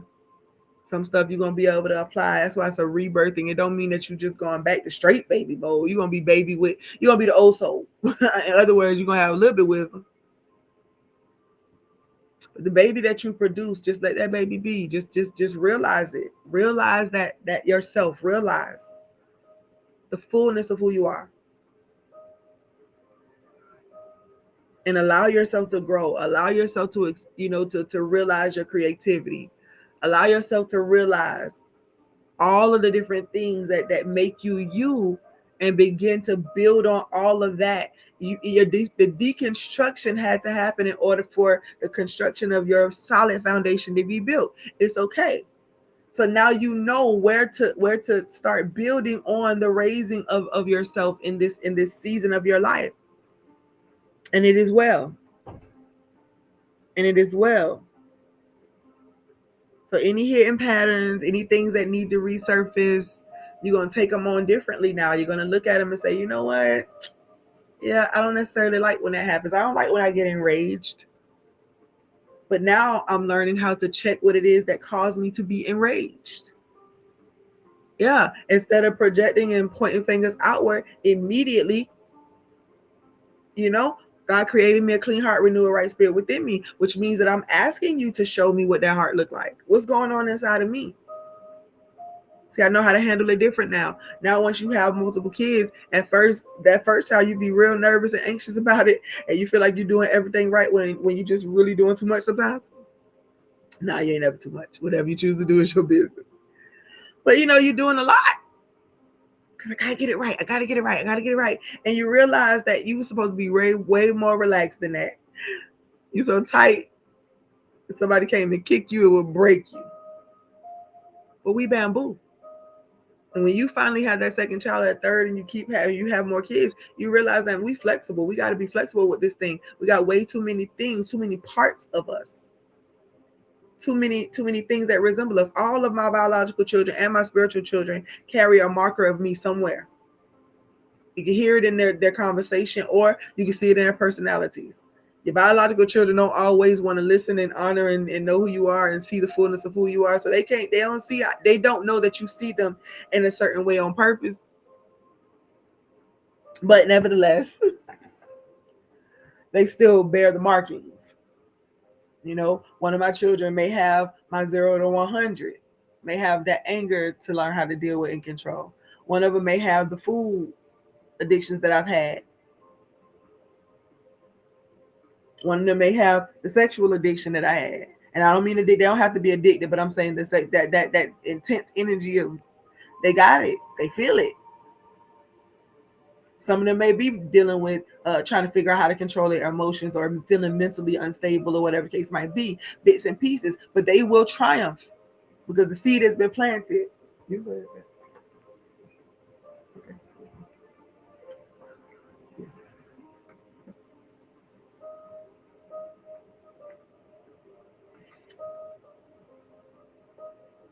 Bits and pieces. All of them. So here's the beautiful thing about rebirthing. Now I can look at all of them, and instead of me feeling all this anxiousness and all of this fear and all of this frustration with them being who they are, I'm looking at bits and pieces of myself, having to go within and examine and say, you know what? You want them to see how to use temperance, how to use self-control, then you be first partaker. I've done that over the years, trying my best to, that's why I'm very honest and transparent. I'm like, yeah, this is what it is. This is what I'm feeling. This is what I'm thinking. Yep. This is what I'm going to do. Very transparent, because I'm on a journey just like everybody else. I'm maturing just like everybody else. And I'm having to mother me as this newborn, as this renewed, rebirth, newborn. What my mama did, when my mama birthed me out, she did everything that she was supposed to do. And it was good. When your mama and your daddy, when they did their thing and your mama birthed you out, it was good. But now when you start to live in this space of the rebirth, when you start to reparent yourself, then you're looking from a whole different perspective. And we must, because judgment, unrighteous judgment, unfairness, biases prejudices and all these different things, even if we think we are doing them for a right reason, it causes the same blockages over and over and over again. But in this rebirth, if you're going to walk with love, walk with love. It means, yep, something's going to be revealed to you to show you that, yep, that was what was in your heart. And yep, you the one who kind of, and then you're going to breathe through it. And then you're going to repent, which means to turn away from that particular behavior. And then you're going to walk forward with someplace with a different way of doing it. And then as we do that, then our children will begin to see different ways how to cope, how to deal with life. It doesn't mean that we can live their life for them though. So some of the things that I do see in my children, they're going to have to live their own life in order to work through those things. And there's absolutely nothing I can do about it. But I see the bits and pieces of me in them because they are what came out of me, the expression that came out of me. And you got to want to know it. You are a unique expression of the great I am. Get to know yourself.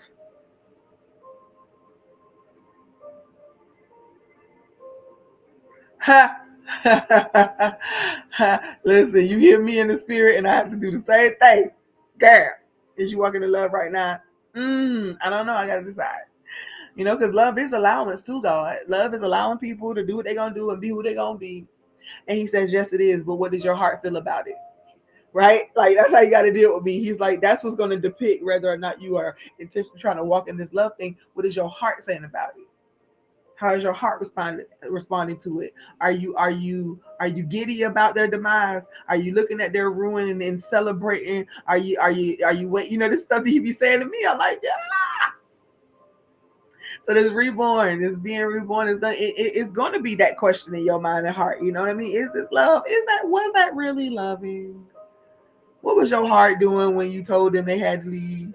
Was it because you knew that they just need to be on their own and start a new life or whatever? Or is it because, you go through the motions and you begin to see things from a different perspective? Again, not so easy to digest, but necessary. Must. There's a must in there, all right?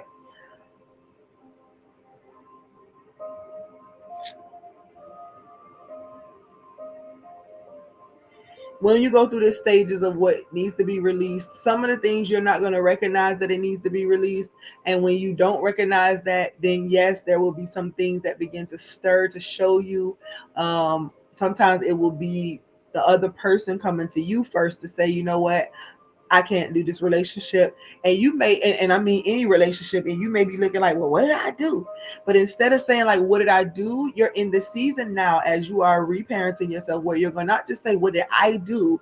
You're going to literally take it in and be like, you know what? Okay, God, how did what I did offend another? And how can I shift it? Be more intentional and mindful about the ways that you walk.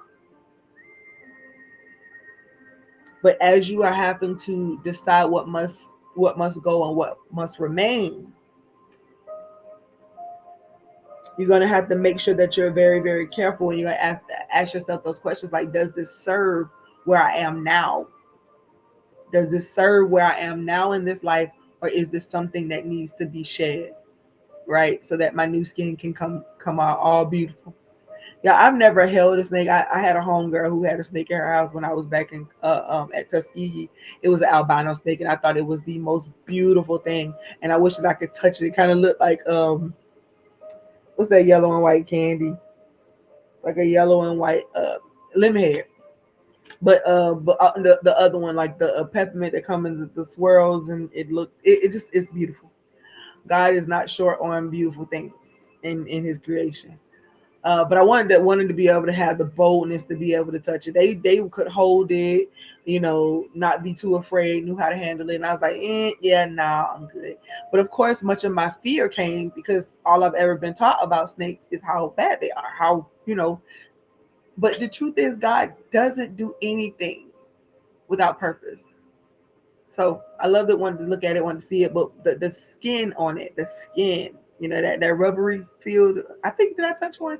Somebody hold, yeah, I think I touched it. I did touch it. I did, because the Dietrich had to hold the mouth closed. I do. Dietrich had the mouth closed, and so the skin is real rubbery feeling, kind of. And it was just pretty, wouldn't touch it. But it had just shed skin. Shed a layer. Because this is my friend. We went over there every now and again, and so 1 minute is good, and the next minute is a whole bunch of sheddings on the side of the glass because it shed that skin. It had to, and it was a natural thing for it, so it just left it there and kept it moving. Not out of being, nasty about it, but this is just a natural progression of my life cycle. I'm going to live. I'm going to shed some things, and I'm going to keep moving.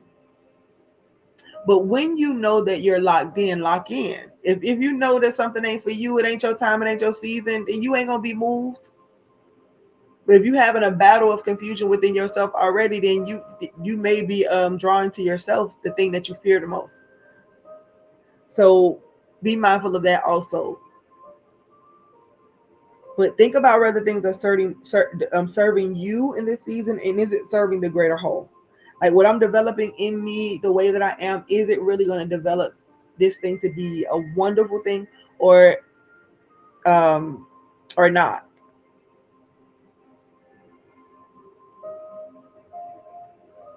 Some of you just don't want to release. You're afraid of what that emptiness will feel like, even if it's the worst situation that you've ever been in. You don't really want to release, but you have got to decide whether you want to or whether you don't. And it's all up to you. But if you're listening to me, then that means that you know that there's some shifting and some things that must happen. Just don't be fearful about what it could be. Make a commitment to whatever you believe that God has called you to in this season, and don't fret. And don't fret.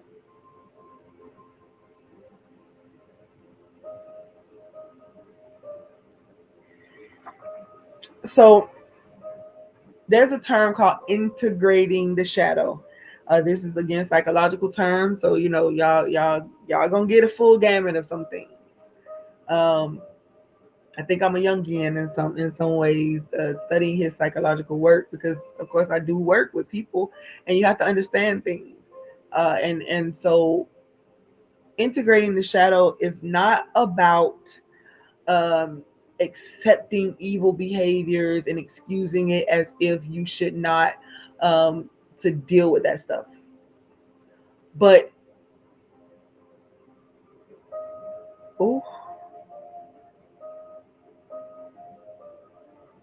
okay, God, you about to start me over on a whole nother subject, because that just was a total blackout. Like, I mean, my mind just went totally blank, totally blank. Okay, all right, I know why now.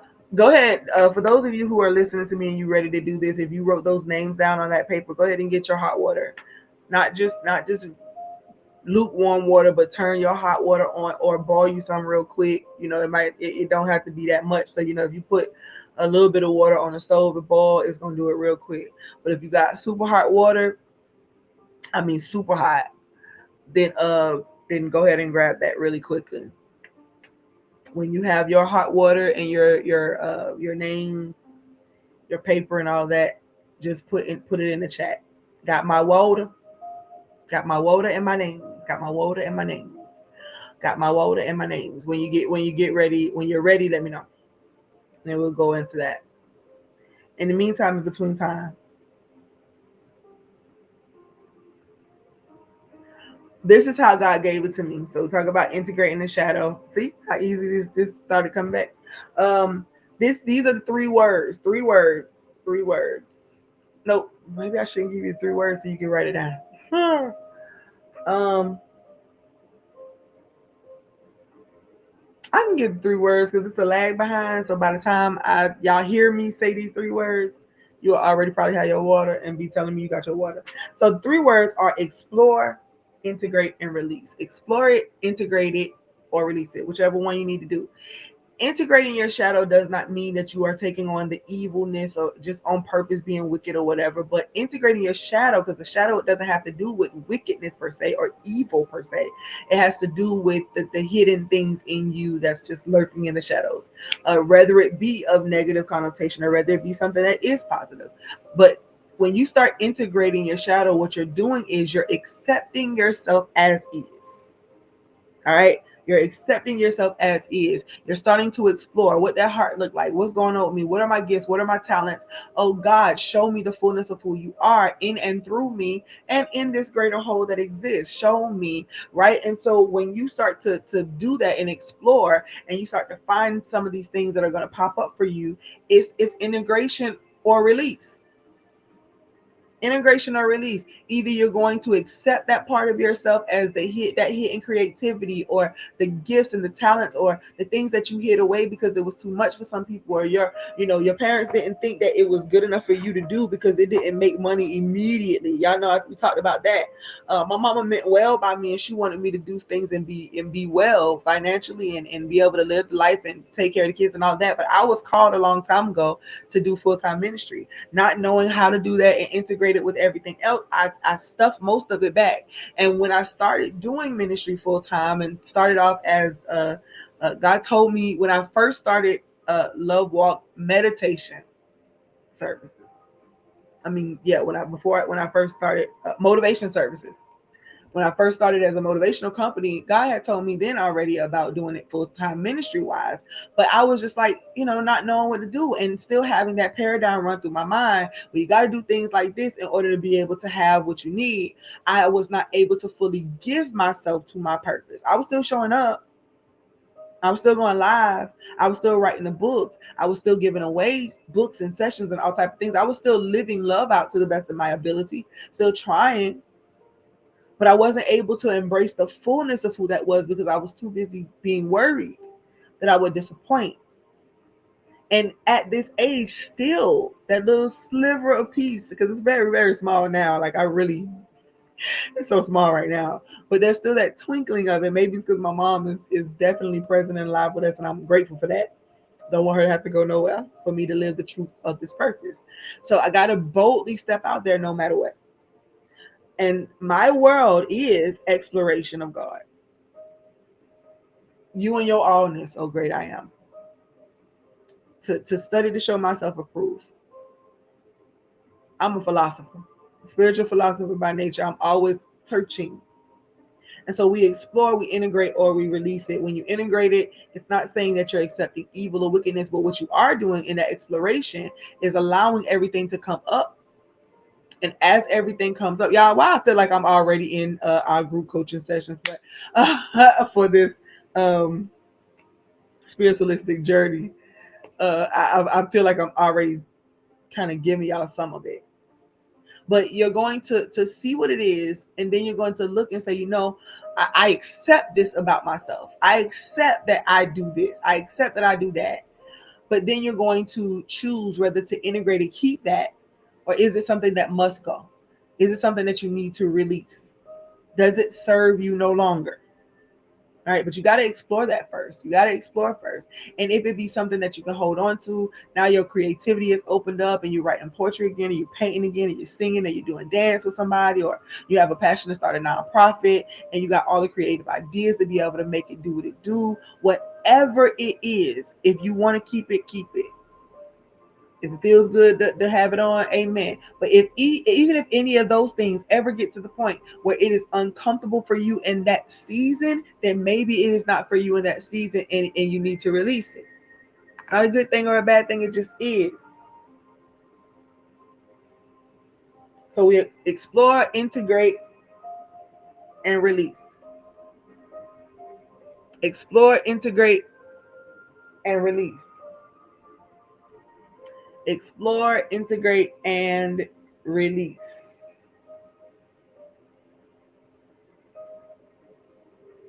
What is hidden in you will be shown, but it will be shown to you. This is a grace moment. Everything is not about exposure. This is not about being exposed by others.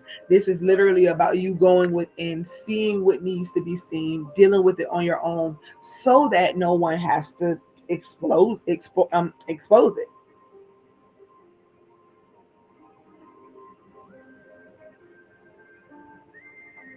Some of the stuff that we are still in denial about, things that we just been kind of,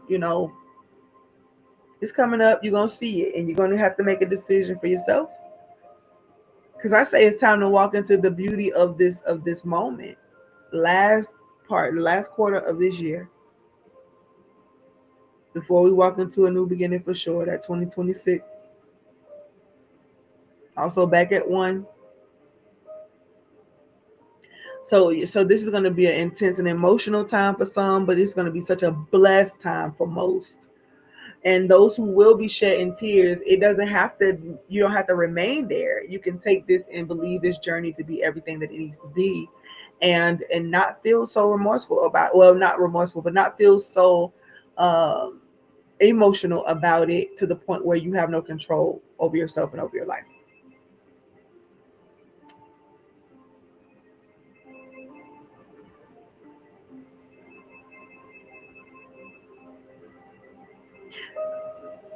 So let me go get back into Isaiah 55 and 11 real quick before we talk about this hot water and these names.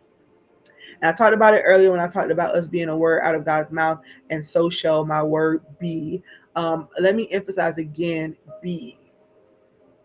So shall my word be. It shall accomplish what I purpose. Like, again, we are the unique expressions of the great I am. We are a word out of the mouth of God. We are an expression out of the mouth of God. We were birthed out of the mouth of God. Y'all understand what I'm saying? We are his mini me's, right? So it did not say that ye are gods, right? We God's offsprings down here, birthed out. The whole cosmos is all getting a piece and a portion of them. It shall accomplish what I purposed. It will succeed in the things for which I sent it. Remember, have you tried my servant Job? He was having a conversation with the one that we talk about as if he's just this thing that chose to be that. God expressed him to be that. And everything, the course of action, everything that had to happen, had to happen. And so from a metaphysical, spiritual perspective, there's always that dual thing, that dual part. We see it in the story of the prodigal son. Again, there's this dual part, and you get to choose ye this day which part you're gonna serve.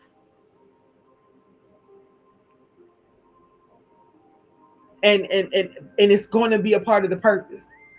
So I hope y'all understanding. Everything that's happening on your journey and on your way is so that you can be. It's so that you, as the word of God expressed, will not return void. You can't. You're going to literally walk out this life and be, and it's going to be exactly what it needs to be for you. Every decision that you make. But when you come into a place where you want deeper and you want more, and you start wanting to awake and be born again, you're going to see certain things, and you're going to know. You're going to know. Yeah, I'm supposed to do that. And the more you heal your heart, then you'll know it even more, because then you won't be making any decisions out of the venom of your heart. So shall my word be. It shall accomplish that which I purposed, and it shall succeed in the things which I sent it. You will not leave here as if you did not finish your assignment. As if whatever this particular life cycle was supposed to be for you, as if you did not do it, because you did. Give yourself grace. Give yourself grace. I'm going to give you a little bit of info on these three, the 1, the 2, the 3, the 5, and then the amethyst and the obsidian. I'm gonna give you a little bits and pieces of that. I'm probably gonna pour as much out as possible, being that I will not be live for a whole month, but some of this might be recording and putting up some things on audio, but on video. So I know by this time everybody should have had their hot water and been back to the table. So I don't see anybody saying that I got mine, which means that y'all probably didn't do the first part with the names. And if you did and you still don't have your hot water yet, then what we waiting for? I got to give instructions. So if you have done it, please do so. If I don't see anybody say anything in a few minutes, and I'm probably going to go ahead and give the instructions anyway for those who may be listening later. Let's see. Let's talk about the stones first. The amethyst and the obsidian. within these two stones, and this is for those of you who will be interested in learning more about stones as an element of God's creation, the energy that it may hold, things that people have learned over the years by actually holding on to these things, what it can do. A dog whistle, a sound so high, a frequency so high, that only the dog can hear it, or animals, or whatever that can only hear it that high frequency. To us, from the outside looking in, nothing's happening. For us, we cannot relate to being a dog unless God gave you those that strength and power so you can minister to the animals of the earth. But you can't hear at that frequency, because you're not meant to, and because it's such a high pitch, you really have no idea what is going on. So to you, it doesn't look like anything is happening. Well, that's the same thing that happens with most of us who kind of deny the fact that God is in all things and he can speak through whatever he chooses. There are people who have written about these stones, some from spiritual insight. God gave them the insight about what the stones they have represented. But much of this was people's experience with these things. Again, the dog was what's happening, whether you know what's happening or not. So sometimes the having the stones around you, it's just like going to ground, or you go to the beach and you put your feet in the sand, or you go stand outside in the dirt. Those things, everybody doesn't associate with the dirt like that. They don't want to be dirty. But yet, when you stand on that ground, something is happening because life is there too. So when I talk about minerals, when I talk about the jewels or the minerals or the different stones, you take the meat, you leave the bones. Whatever is not for you is not for you. But when you wearing that amethyst around your neck, it's a pretty purple. You ain't thinking nothing of it. But there have been times where you wore it and you didn't even realize that protection was happening from something that could have done. You just followed your instinct and put that particular thing on for that day. All of a sudden, you begin to get revelation and feel these feelings.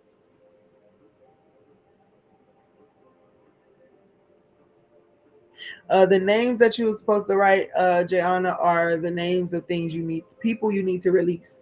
And those people could absolutely be people that, and when I say release, when it comes to our deceased loved ones, those who have gone on before us, it doesn't mean that you have to forget their memory. It's just that you release them to themselves in the spirit realm so that you can fully live in the natural realm and they can be released. For those who are still living, who have harmed you, hurt you in some way, shape, or form, if you interpret it as pain at all and you're still holding on to any type of grief or unforgiveness towards others, write those names down. All of the names that just need to be released. It may be relationships, things that you feel like are shifting and you know they're supposed to shift, but somehow it may feel like, I don't know if we want to cut this tie, or I want to release them or let them go. Write those names down.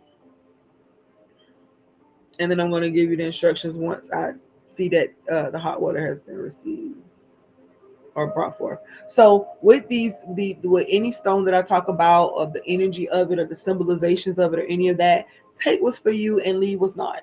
It's just that simple. And that's what everything that happens, because again, God, all things to me. So I'm going to explore whatever he tells me to.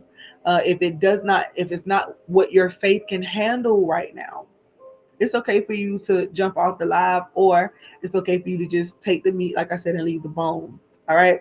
So this amethyst and this obsidian, the lavender color and the purple. The lavender color and the black.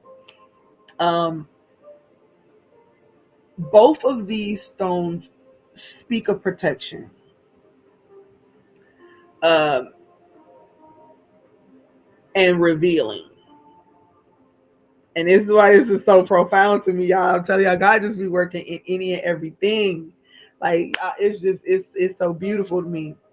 But both of these stones. Now,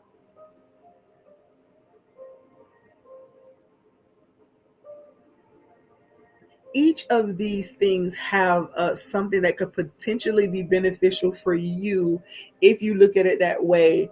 But when I talk about the symbolisms of it, Again, just take the meat, leave the bones. Jayana, I don't know what you got your TV set on right now, and I know this may sound totally unorthodox, but if you can find a channel on YouTube or something like that where you can have um, a background with amethyst stones on it, it may be playing music. You can mute, put the music on low while you're listening to me, or you can mute it, whatever. But the picture, and I see them as that raw, the raw amethyst, like just growing, um, like coming into form on its own. It's a natural mineral. That's why it's valuable. Um, but I see it in its raw state, standing real tall, all little clusters around it. And Jayana, I believe that amethyst for you to be able to focus on for this hour is because it represents spiritual insight and clarity, and it opens up um, your prophetic to be able to see and to be connected to God on another level as far as your realization of who God is and what God has done. And so you are elevating, and these are quick elevations because there's a work to be done.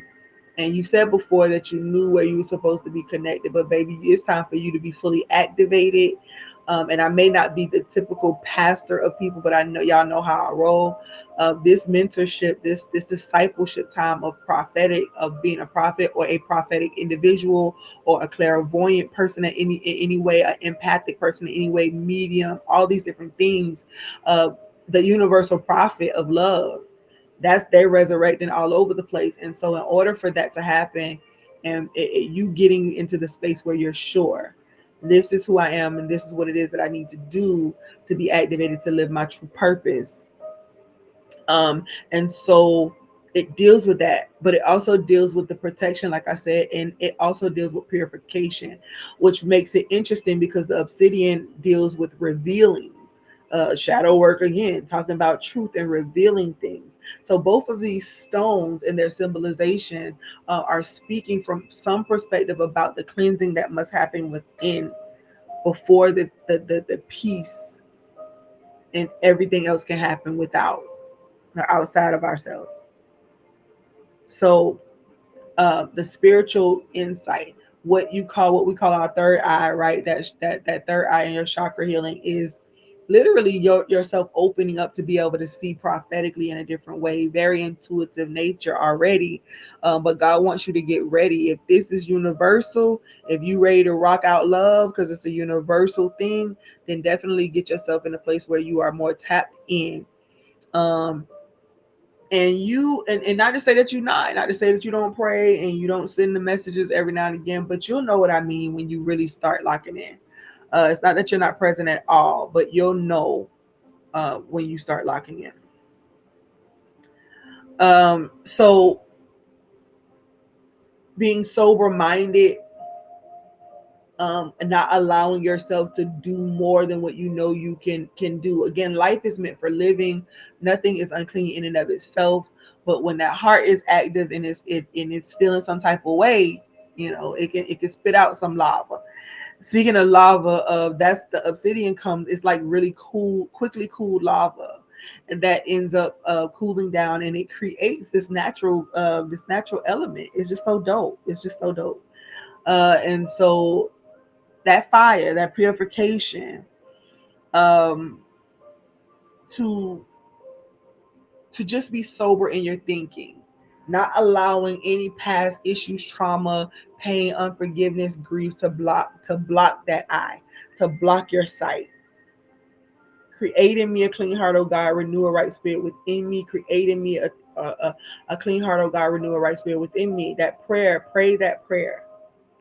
And God is indeed going to start. And for anybody who's going to stay connected to me, yes, you're going to be doing a lot of stuff that's going to cause you to see yourself. Because what we were taught about salvation, they did the best they could. But the truth is, it's really about just being transformed by the renewing of your mind, coming out of agreement with certain things. And the spirits of that come towards you because they're a part of this life too, that you may not be able to handle on your own. Support is present. God is always present and will show up as what you need. So your soberness of thinking has got to be sure. And this is not just for Jay Honor, this is for many of you, but I am talking to her in this moment because the thinking, the emotional thinking, the rumination of what's not right, what needs to get better, how it needs fit. You got to lay all of that worry down because it's time for you to awaken, prophet, in a deeper way. And so we about to be on it. I have my name. Thank you so much, Jayana. Thank you so much, Jayana. So I'm gonna go ahead and give those instructions because you did follow them, and I don't know if anybody else has done it, but we're gonna take those names, and I hope you wrote them down in a way where you can rip the paper into little pieces with their names on it. If you didn't, it's okay. Just rip the name portion out, and we're gonna drop it into this hot water. But before you do, we're gonna breathe through that. I'm going to say a prayer for you because this is not the easiest thing to be able to do. I don't know if you watched Wakanda Forever when she finally came to the place where she could do this ceremony to release. And if you haven't seen it, I ain't gonna say much, so I'm not gonna expose it. I might watch that when I'm done. But there's a portion where she has to release. It's the toughest thing. But as soon as she does, there's something uka re tabasure makutu mandeke antamanso. Ore labaya mando kosataya. Jay Anna, I got another instruction for you before I go on. I don't know if you can find or know where that green shirt is. The green shirt, the green blouse that I gave you before I left. I don't know if you can find it or if you can put your hand on it right now, but if you can, please grab it.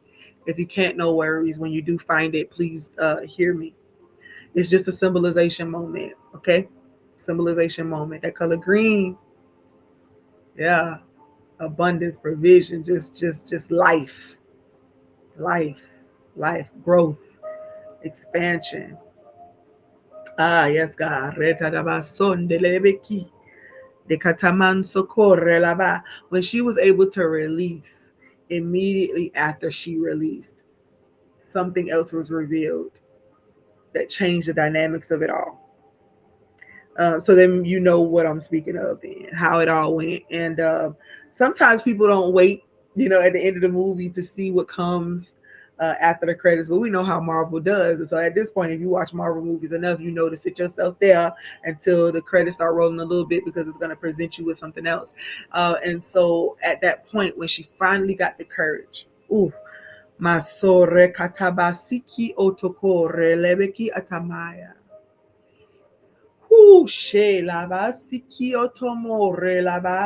She had to release something. It wasn't just something. Ooh. Ooh, girl, Jayon, if you ain't crying already, I'm crying. Whew. Queen Emerald, that's what you call your shirt. And that's your whole. Okay, girl, I'm here for it. But the symbolization really does hit home for you of what I'm saying right now. Because what she had to release is the same thing. One of the things that you have to. One of the names that you have to release is a very similar experience. And as you get the courage, again, it doesn't mean you lose memories. It doesn't mean, but the thing about the situation that causes your heart to be in pain when you think about it, instead of being able to think about the beautiful memories, the stuff that you must release so that your heart is free. When you release that, when you drop those names inside of there, but that one particular name, and I already know that you know what I'm talking about. When you release that, it will not be many days from now what God reveals to you, even in greater measure, what your growth and expansion and abundance and things like that are made of. What's about to happen? God is about to do some amazing things.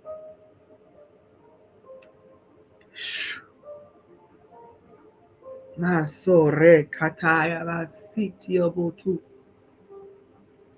Celebekia, you already held enough in. You got to be able to show them how to be true to themselves. So if they have to watch you be emotional, and let them watch. And if they want to comfort you, let them comfort. Don't resist anything in this moment. This is release time.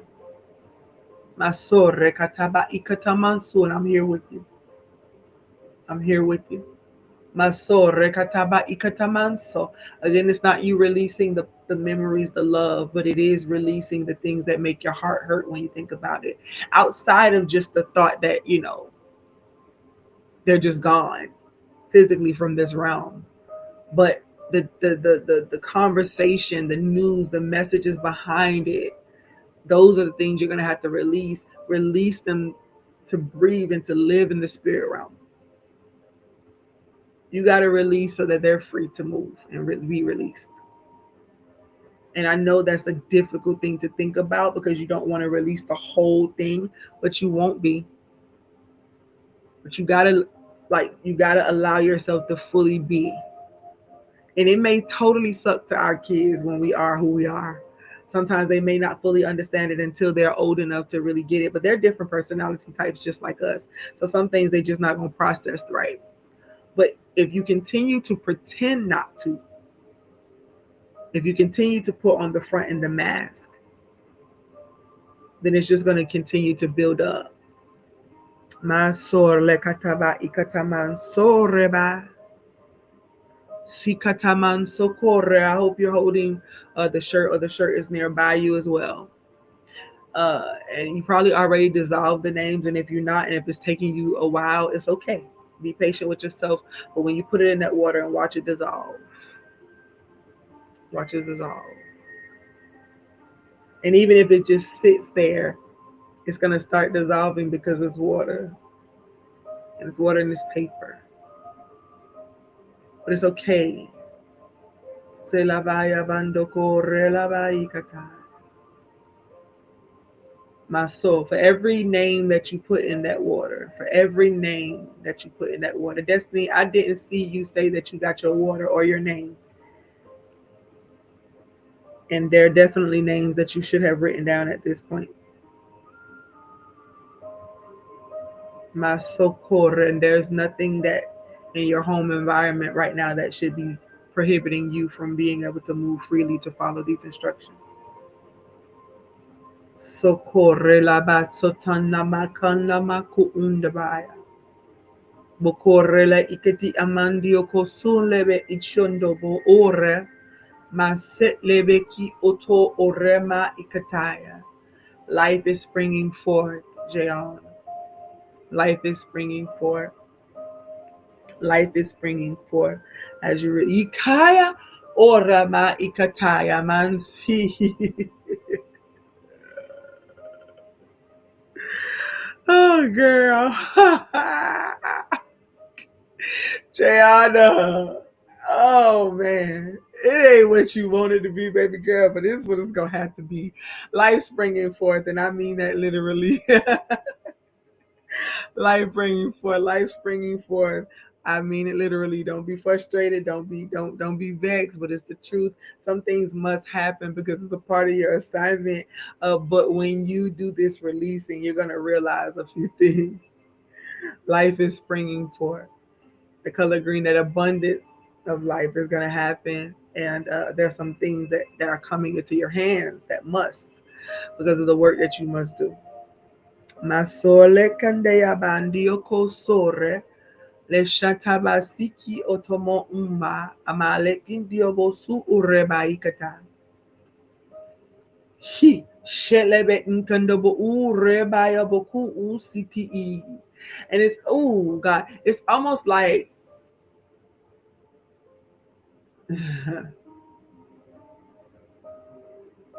in Mateo, there's one part, but there's another part that has to come. And believe it or not, it's going to bring you more comfort than heartache, than stress, because you're going to find a different rhythm.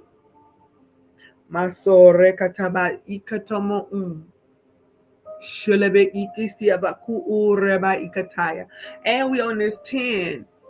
Did y'all not just celebrate 10th anniversary? Oreba ikataman solebe iki orebu or shelaba ikataman se yishai. Me alabando leba kansikio rebiki atabaya.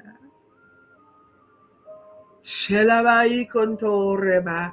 I know you're gonna probably be wanting to like really smack me right now. But you love me and you honor me too much, so I'm gonna need you to get your whole spiritual stuff together right now and take these as spiritual instructions. But I need you to take that green shirt and put it underneath your shirt.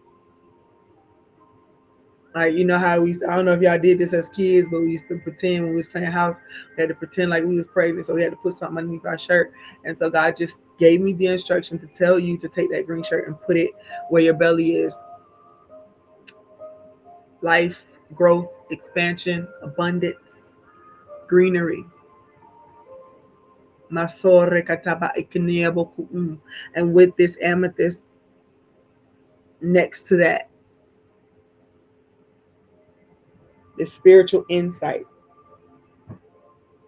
It's like owning all the parts of yourself, but realizing that there is a service also that we do unto others. Shenamasore katai. Misantamayo koreba. Connection, inner peace, deep rest. So much to be revealed. Klobo mama slet bekia tobu shekataba sikio robokutu. Now this obsidian, this mineral, keep it there for now, Jayon. I'm gonna come back to you. This obsidian, it is this black, it's that cool lava. It is glass, shards of glass from that lava. That's so dope. It's so dope. Glass being made out of the lava. And so it has some sharp ends, some sharpness to it. Like that two-edged sword going in and out. It's not to kill you, but it's going in, coming out. Going in, coming out. It's gonna cause some real sharp vision. Masor la kataba ikatamon sutuku oreba.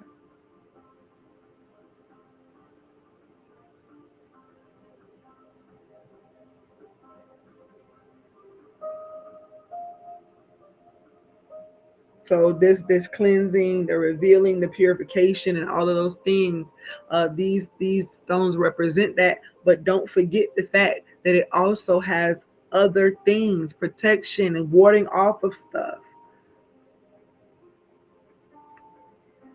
Finding your grounding. There are beautiful things that come along with everything. We just got to find it. We can't focus all of our energy on what's not. That integration, finding the truth and the fullness of who you are. Not being ashamed of it, but definitely realizing what serves you and what doesn't. Masoko lebaki ataba ikore lebe miadobusu. Yeah, I know, right, Jayana? I know. You have your water in your names. Awesome. All right, so I don't know if you already did yours, not or yet or not, Jayana, but we gotta put that water on those names in that water. Let it go ahead and do its thing and dissolve. So, oh great I am, we thank you right now for the releasing, for the releasing of all things that do not serve us in this season. That if we continue to hold on to it, it will cause us more harm than good. We understand that every transition, every shift is not always as welcome. It doesn't always feel 100% great, but it is necessary. It is a must. So all of that trauma and the pain that you keep holding on to, and I don't know who I'm talking to, but there's so much pain and trauma, and it's almost like you're afraid to divorce it. You would rather take the pain that is causing you than for you to literally walk away, break covenant. I think we're afraid to break covenant, and you don't break covenant lightly, okay? You don't break covenant lightly. If you give your word to it, then do your best to stick to your word to it. But there are some contracts that need to end, some soul contracts that need to end, and a lot of those have to do with some of the troubles that we've had in the past. Release. Some of the names you may even be afraid to have written down because you don't want to think about those individuals not being a part of your life anymore. But here's the truth: if you do not release it, listen. What's the saying? If you love a thing, you let it go, and if it's meant to be, it will return. It'll come back. You gotta trust love's process and that internal, right? The internal release. See, this right here is just symbolism, but what I'm asking you to do really is to release it from within. The symbolization was that I don't want you to be deceived. We do symbolic things, but the truth of everything that we teach and preach and show is so that we can learn how to go within. Seek ye first the kingdom of God and his righteousness, his right standing, his justice. And all of the things that you need for your life will be added. Well, Jesus tells us where the kingdom is. The kingdom is within. So we no need to search for it. You know where it is, but you will definitely do some searching while you're within it, exploring and all of that. But it's time to release some things in order to make room. Again, the toughest thing, and this has been a heck of a year of it, right? A heck of a year of release. But it's necessary. And this next 3 months is going to show you why. It's going to show you why it's going to be such a blessed time. You're going to feel more supported than you ever have before. Little things, little pecks on the cheek from God are going to pop up. And so, Father, I thank you that as they release, as they follow this symbolic pattern, we are all releasing in our heart right now. Releasing, especially the things that we cannot change, which are other people. We shouldn't have to want to change them or hold them hostage or bondage. And we cry about the bondages of our lives, but we don't even realize that we're holding things and people bondage unconsciously. Release. Release. Masola bakelebeki otomo uraba ikatamanso. Anna, as that sits, masola baki atamandio kotu. I hear God say that make peace with it. Make peace with what's to come so that you do not unconsciously make it feel rejected. And that goes for whatever it is. Whatever it is. Not just the physical one that I'm, talking about, but all of it. My soul abakantaya. Make peace. And I know you're weary and I know you're tired, but you will feel supported. Because you're about to open your eyes to the support you do have. And you're so used to doing everything on your own, trying to piece all the things together. But you're going to have to be still and know. Allow yourself to receive the help, even though you are very well capable. You want people to help. But here's the interesting thing. You want them to help, but you also want them to stay out the way. You want them to let you get done what you got to get done. Decide and make peace. And make peace. Blessings, Taisha. Make peace with the release. Make peace. Make peace with the receiving. So you have to make peace with the releasing that you have to do and the receiving that's coming. I had to release one thing in order for the next thing to have space. So we thank you for the work that they've done. We thank you that they not only just released it into this cup of hot water, but they have released it in their hearts. They have released them in their hearts. They have released the people, the things, the circumstances, all of that released to make room for this baby that's being birthed. Masola kataba sikio robokotu. Le kataman sikio robokotu.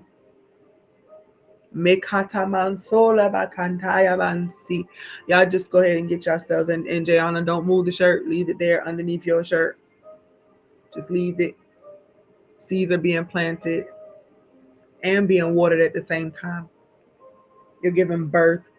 Masola kataba ikio roboku unebeki atamanso. Leshetebe iki atomo. We make peace with things so that we do not welcome back to ourselves the very thing we don't want to experience. So be mindful of what you have fear of, because that thing you fear can come upon you. My soul can come upon you. Help us, God, tonight to make peace with the surrender. My soul rekata. It's a very humbling thing too, by the way. You'll feel the air of humility wash over you, Jayana. For you are wise beyond your years. You know the strategy. You just got to be able to get with it. Masola katama ikiorobondobo mase. Lekataman sore katamandi iki. Let the baby come forth. Ikataya. Let the baby come forth. I just saw a bright, like literally, like spread and cross. Like if you were to be looking at a star and you can see it shine all around. Ikaya. Ma, see it shine all around it. Mokoreba ikataya mandio su lebekundu. Oreba yamando ko sataba ikataman. So it is birthing time, but I will say this: if you're not ready to give birth to this baby, you're gonna have more difficulty. And the only thing you need to do to prepare to birth this baby is to surrender, because we want to try to avoid pain and sorrow and all that, so much so that we keep bracing ourselves for impact. And when you impact, you shatter, you break. But when you are still in surrender,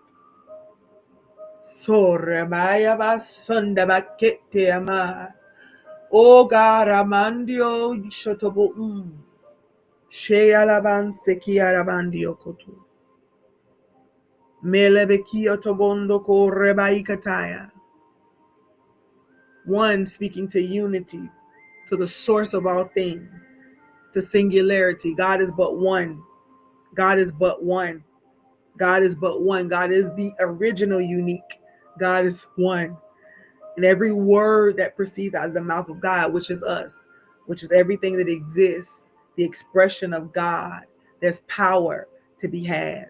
My soul. But if we are not aware of the state of our hearts before we walk into this place of power that our word is taking us to, its word will not return to him void. We will become the very thing that we are intended to become. Our unique self is going to spring forth regardless of whether you allow it or not.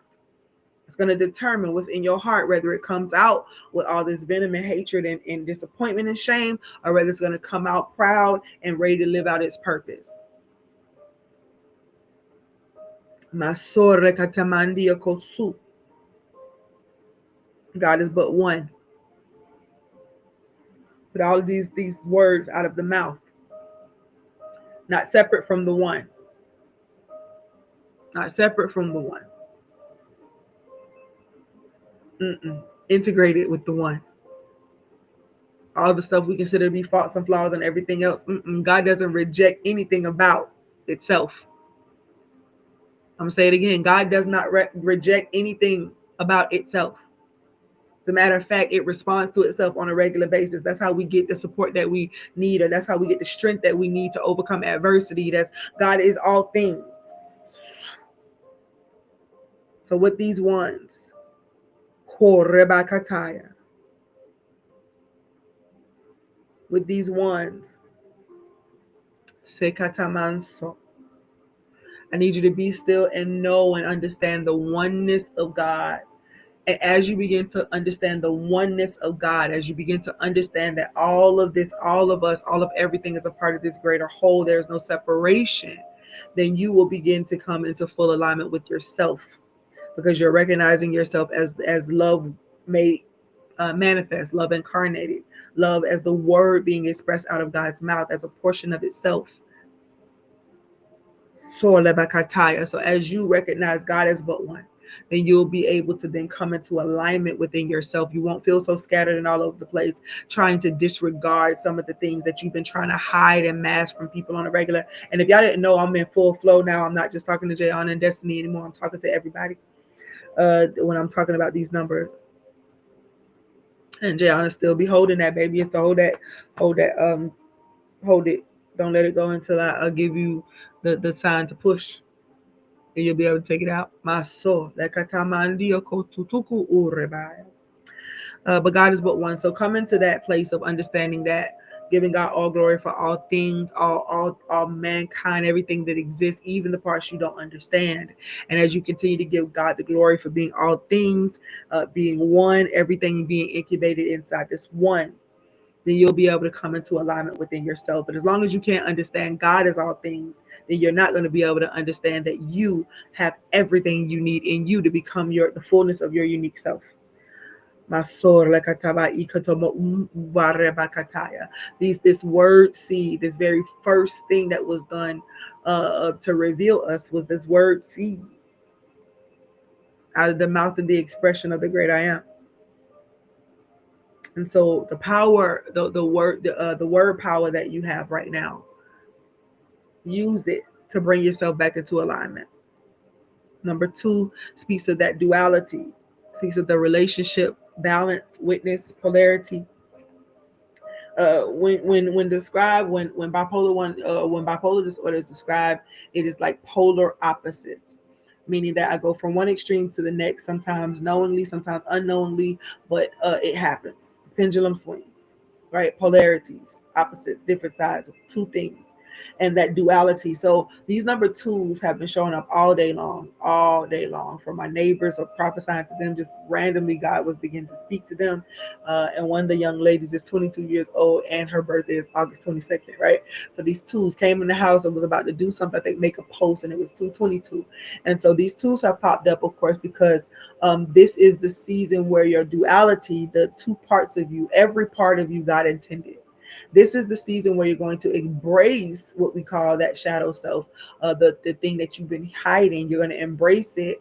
You're going to embrace duality, that you are both. You can be the offender, or you can follow the path of love, and you've been the offender if you're not following the path of love. And sometimes people that's not following the path is offended too, but I'm using that as a scenario. You're the offended, and you're standing and you're doing all that you can, and then you can also be the offender, which is the one that's, causing the strife and all of that.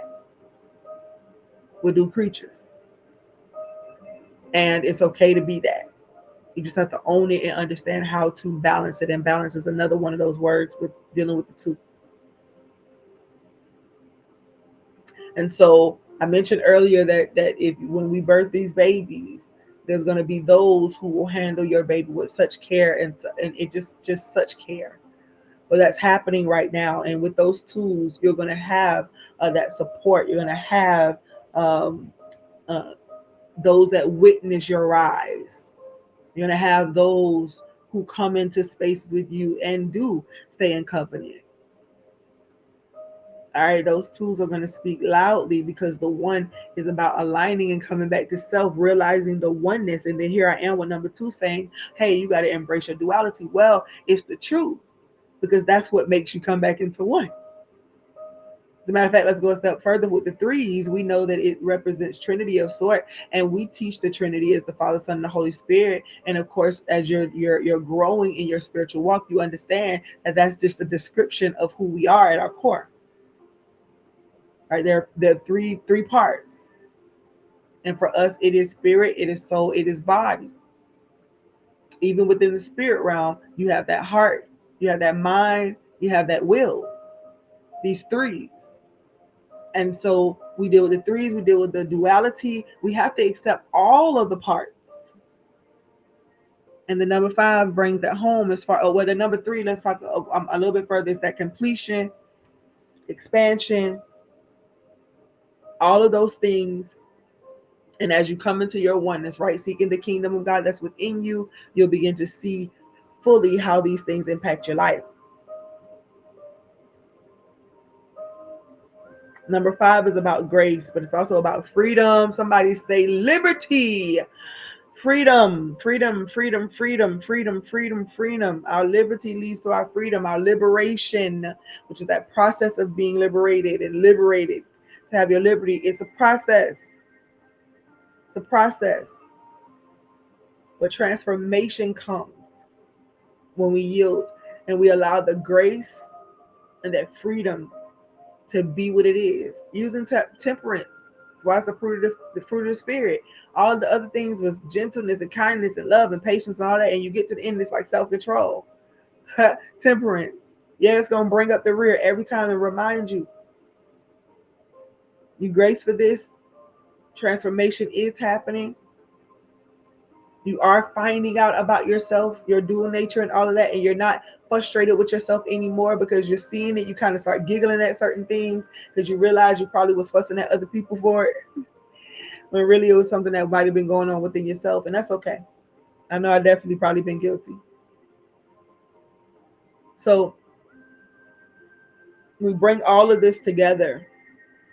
God is setting things back at one. I have to give this word, this message that God gave me, and it's been a while, and I've been holding it. I don't know if I mentioned bits and pieces, but I gotta say this.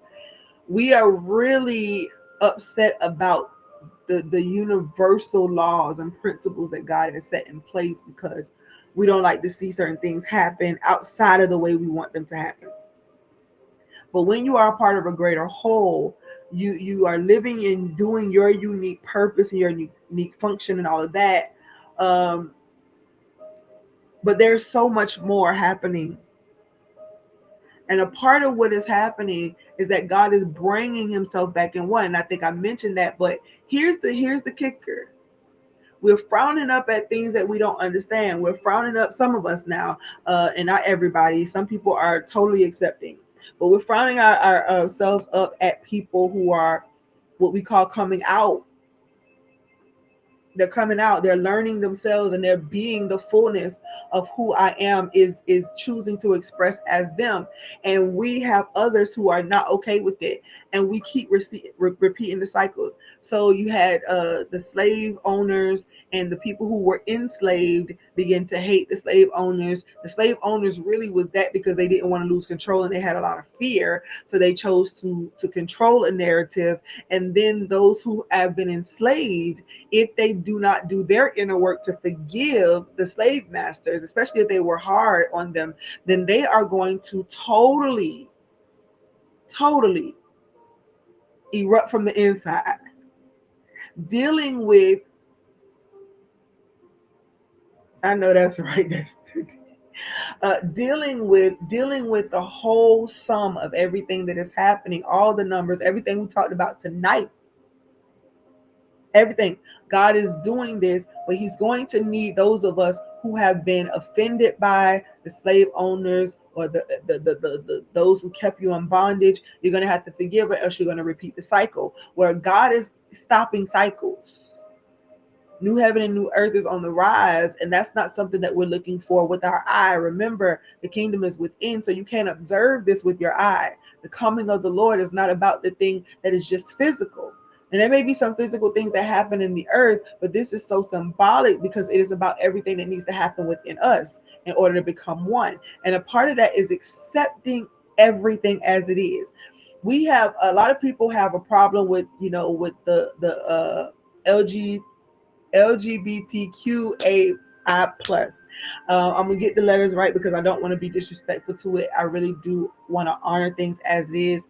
But when we look at that, we see confusion and chaos, but it's not. Now, in every area of life, I don't care who you are, you're going to have those who are going to be immature in their ways. And so it's going to make the whole movement of the whole thing look like it's pointless.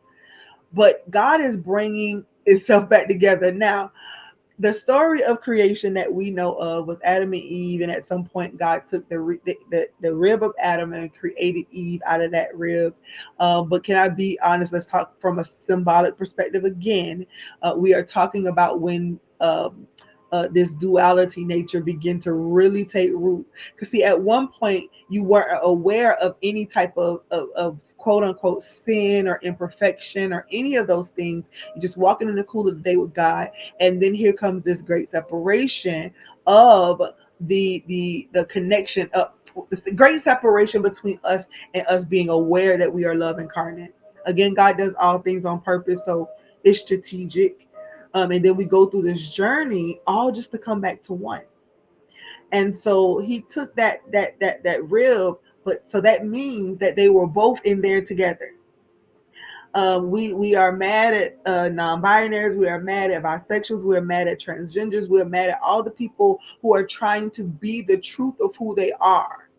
And we are mad at it because we're thinking it has to be a certain way, and because the Bible says this and the Bible says that. But I want you to go back and look at everything that Christ Yahshua was talking about, which is who we are claiming to follow. If that's what you're following, um, then we see that he was a disruptor of scriptures, of the old things, and it was fulfillment of him. But they were disruptive. The laws, the rules, the regulations, all those things keeping you separate. When you begin to own your dual nature, when you begin to own both the feminine and the masculine energies, right? Because there is no male and female when it comes to this law of love, when it comes to the Christ mind. There's neither slave nor free. There's neither rich nor poor. There's neither male and female. In other words, there is no separation. So we begin to come back to one. Begin to come back to one. We're angry about how things are going in the earth, but everything that we see that's coming back together, or it seems like there's confusion. No, there's no identity confusion with them. The identity confusion is with those of us who are still wearing masks, pretending to not be something that you really are. I know this is heavy and a lot of people ain't gonna be able to digest it, but here's the truth of the matter. You got to be mindful. But what you're looking at and what we're looking at right now is God bringing itself back together. That means I've been scattered long enough. Let me go ahead and bring my pieces back together. Even when it talks about the children of Israel and they're being scattered abroad, well, that's what God did when he expressed the whole world into existence. The world that we can, the parts of the world we can see and the part of the world we cannot, God did it all. Scattered the pieces. But what's going to happen is the consciousness that brings us all back into oneness. And so while we are tooting up our nose at those who are coming out and saying, listen, this is who I am no longer ashamed, I'm going to live this truth, then we will then begin to really see how God is no respecter of person and is trying to bring everything back into its fullness. Some things we will not witness in our lifetime. But the generation that is here and the generations that are to come, what people think and call evil because of their lack of understanding is really God saying, hey, I need this unity, this oneness again. And I need you to recognize this so that we can heal this land. The oneness. God is bringing things back to oneness. There's nothing wrong with our duality. As a matter of fact, when we start integrating it, then we understand that everything has its place. I don't know if I finished this earlier, but when I'm having my moments and it's my cave time and I have to go and just kind of be, that is not the norm. It's not really acceptable in this life because people feel like you got to be doing something all the time with your hands. And the truth is, I have more mental what I ain't gonna say, I ain't gonna call it anguish, but my physical everyday productivity is likened unto somebody else's physical. Many people do know the body aches, the fibromyalgia, all those different things, which I understand them. But as we're coming back into oneness, all of those things have to go. But they've been a part of me. And so physically, my limitations in the physical up until this point are not limitations at all. I'm just simply who I am. And what I'm called to and designed to do requires things. Requires me to feel comfortable, to feel safe, to be able to just be, to wake up in the morning or whenever God decides me to wake up with inspiration, I could just get up and do it without shame. When you come back to yourself, when you come into oneness with yourself, you're going to be able to identify those things in you that you like, you know what, this is not, I don't even like this. But you're going to see it as a part of what needs to be done. When I start feeling highly irritable and I'm having a shift And when God is about to take us through, and not just me, but He's about to take those who are connected to me through another transformational shift, through taking up their cross, their burdens, their depression, their unforgiveness, their sadness, their traumas, their pains, all of that. Take all of that up and let's nail all that. Let's bury it. And when you arise, you'll be one. No worries, no stress, no fears. And everything about you that needs to come up is for a purpose. When it comes up for me, I know that it's time for me to be more introverted again than extroverted. I already am introverted, and I am more introverted than extroverted. I'm extroverted for my job, for my assignment in this life, but introverted because I always have to find myself back to my center. And I was doing that before I even understood what meditation or any of those things really meant. I always had to just sit still and know that God is speaking. But I did subscribe for a while to God just being this outside thing, and I'm praying outside of myself. But until you realize that, God, you literally are everything. I don't have to go looking for you in that way out there. The seeking that I must do for you is in here. And when I start doing that, then I'm bringing myself back into alignment. So many of you are putting yourselves back into this place of alignment. Again, we got that 1, 2, 3, and 5s. And again, Isaiah 55:11. So you see the 5s and the 1 again, where God is speaking about the words that come out of the mouth through Isaiah. It won't return unto me void. If you haven't sown your seed yet, please go ahead and do so. I'm prophesying and I'm flowing, but I'm really there are seed offerings that are supposed to be being planted. And again, I can't tell you what to do, but when I know it, when God has shown me, then that means that somebody's either holding back or you're afraid to give what you have. And you can't, just neither is okay. Just don't worry. If you can, you can. If you can't, you can't. Don't stress. But when you know that God is unctioning you for you to do something and you're not doing it, you're muttering over it, musing over it over and over and over and over again because you're worried, put all of that to rest. Coming into oneness means accepting everything about you, all your parts. And then again, once you explore it, you either integrate or you release. Integration is acceptance. See, God is walking us through the things of unconditional love, even through philosophers and psychologists and other people. So be mindful to do this inner work. God is bringing himself back together. And so a lot of things, again, that we toot our noses up at, it's going to be the norm. There was a time where, black people or black and browns and all of that stuff was the ones that were on the other stick of being ridiculed. And yeah, there are still some things that happen today, but guess what? They're not doing, I'm going to say this and it's going to make some of y'all mad, but they really ain't doing more to us than we're doing to ourselves. And they're not doing more to us than we actually doing to them, because the words of our mouth are daggers and they cut. And we think that we're doing something better than what they were doing when we were enslaved. So I digress. Man socorreba ikataya. You okay, Taisha? Masokorema ikataman sikio rebokotu. So we got these numbers flowing together again. Even with the 10 still is going to equal 1, and the 0 is potential. The 0 is the possibilities. And you add as many on there as possible as you can, because guess what? It's the possibility of a thing. And God is all possibilities. And it's the reason why we can't keep limiting God. So we're looking at something that we don't understand. Think about God's creativity as opposed to our own. You may feel limited in yours, but God is not. Everything that exists is because God is, and God expressed it. So when you toot your nose up at someone else, you forget about your struggle. Let me get back to that. So as a black person, brown person, and anybody who's been ridiculed, anybody who's been in prison, anybody who's been put in slavery or whatever, because they were told that they were less than.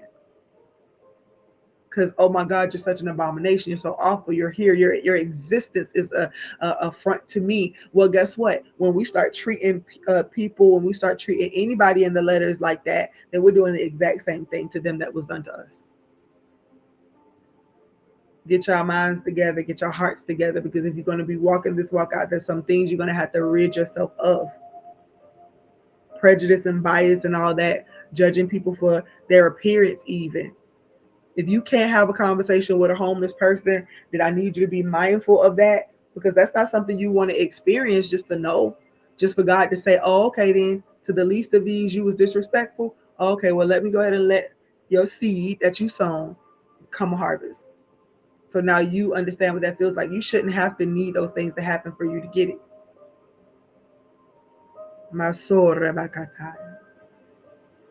Orebai kashamalo umbo remai shondo busutu. Mekate alama ukoleba ele.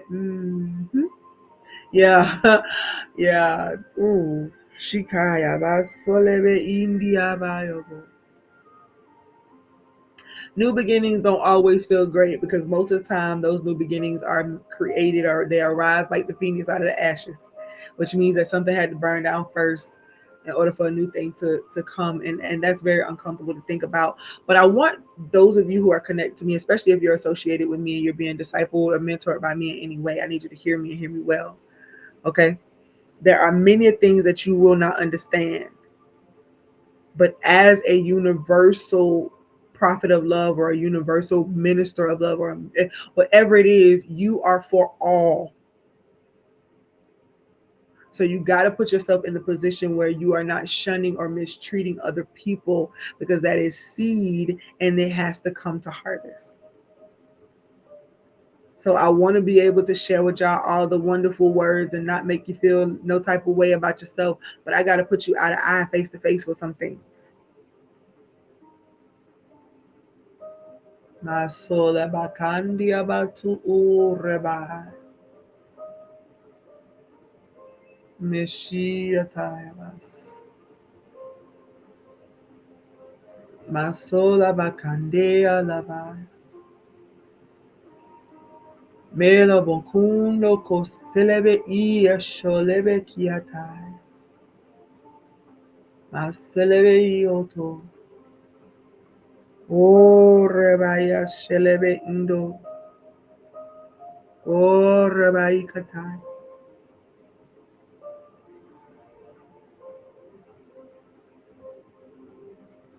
Maselebe ikoto. Maseki alama yuko yororobo yorabas. Shelemaya kondo reli yetamando setai. Lorabas. Everyone who is connected to me, as far as me being there, connected to them for the sake of guiding or helping, assisting along. All of you should have a copy of Awakening the Love Self Within at this point. All of you should. And if you don't, then you would end up asking yourself the question, why, when it's $1 or more donation? Begin to ask yourself, why keep showing up for something if you're not really trying to invest yourself in it? And again, this is your free will, one way or another. Keep showing up. But this is God asking you questions and challenging your perspective so that you can go deeper, look at a deeper level within yourself. Soreba. Shekataman siki otobo oreba. Yabasindia buku. Shelabandi okosu.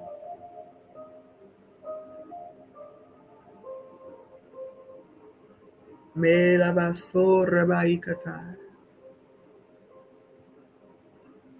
Mo reba ikata yaman sikio rebokori beki.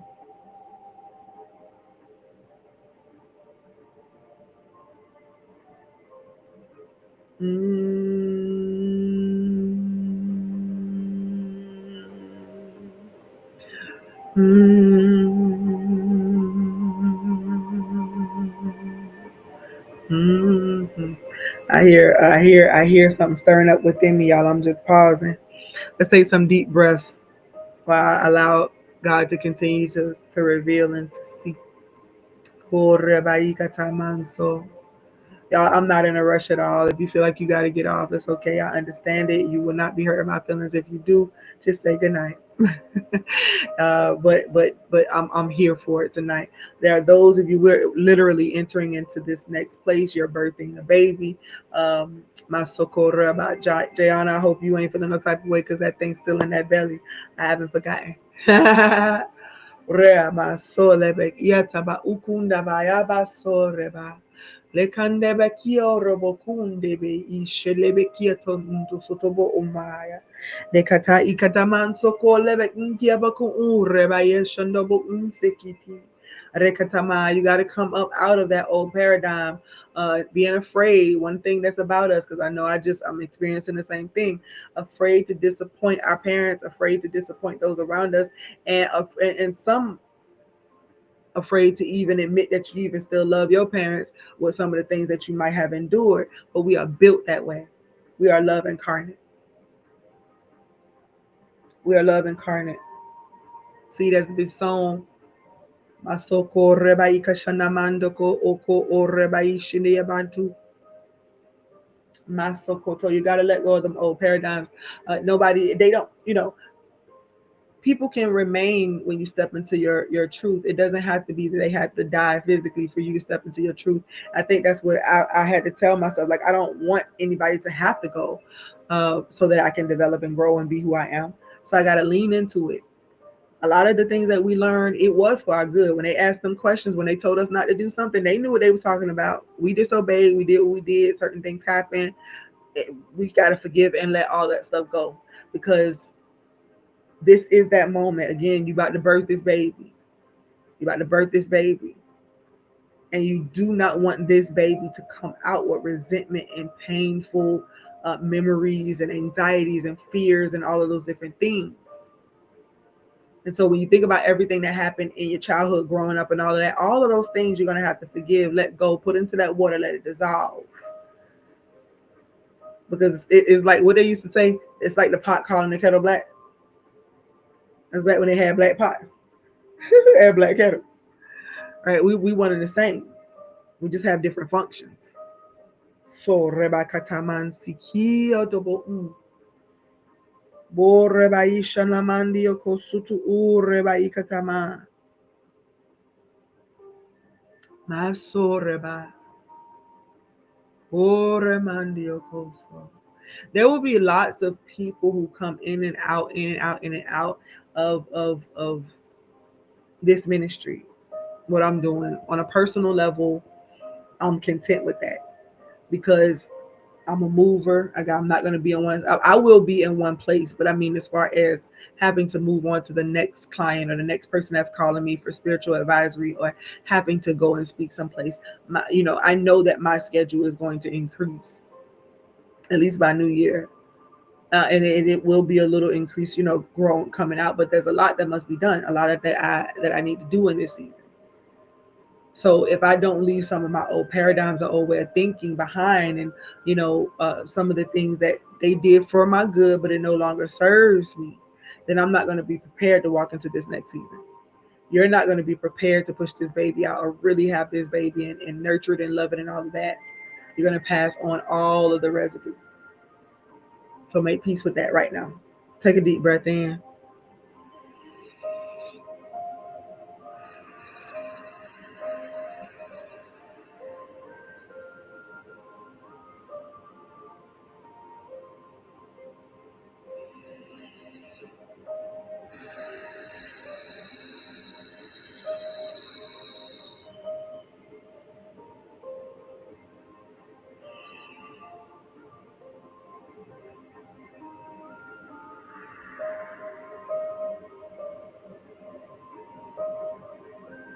Masore maya mandio solaba. Masola mandio sore bakatai. There will be some people who come in and out, leave. And as I mentioned, on a personal level, I get it. I understand that that's growth and all of that. In this ministry, I'm going to be moving and being in different places at different times. When it comes to the ministry itself, Love Walk Outreach Global, to think about um, people coming in and out, in and out, in and out, sometimes can feel discouraging, because then you feel like, well, my ministry must not be growing. And God had to give me peace about that. Go back and calculate, Shalonda, how many people have come through and worked with you or allowed you to give them spiritual advice that you prophesied to, and they've gone on with their lives. Not that you were not important enough to remain, but you're international or you're global, and you can't be that not knowing that there are going to be those who have to come and go, those who have to detach, and those who have to remain. Like there's both. And some of you are going to have to deal with that today. Letting go of the old thoughts and paradigms so that you're prepared for this place, this next place. Taisha, if you're still there, let me know when you get that seed in, sweetheart, so I can go ahead and cover it. But we're about to get into this prayer. I want y'all to just be still and know.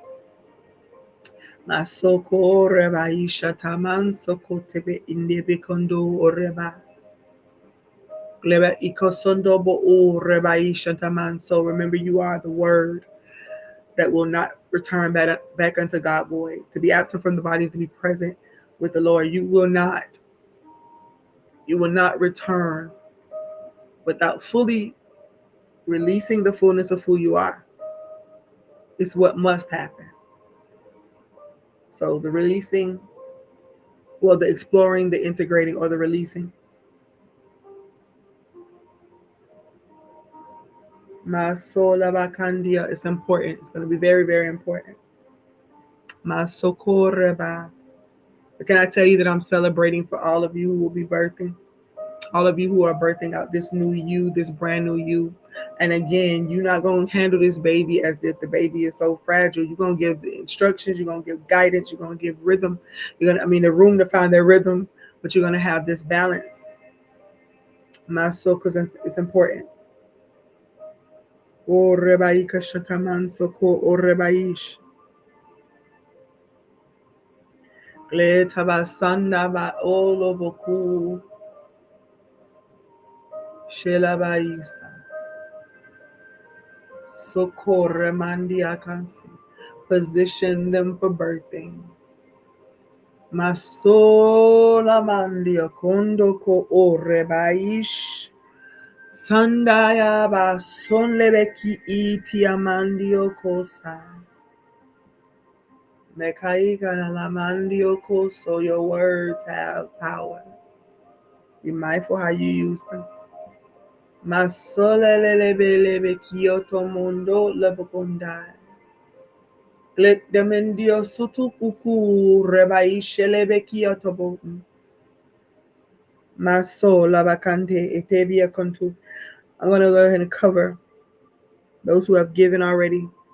Thank you for what you poured, and may God bless you exceeding abundantly. May you exceed abundance, but may you have the structure, the stewardship in mind that you need to stay prosperous.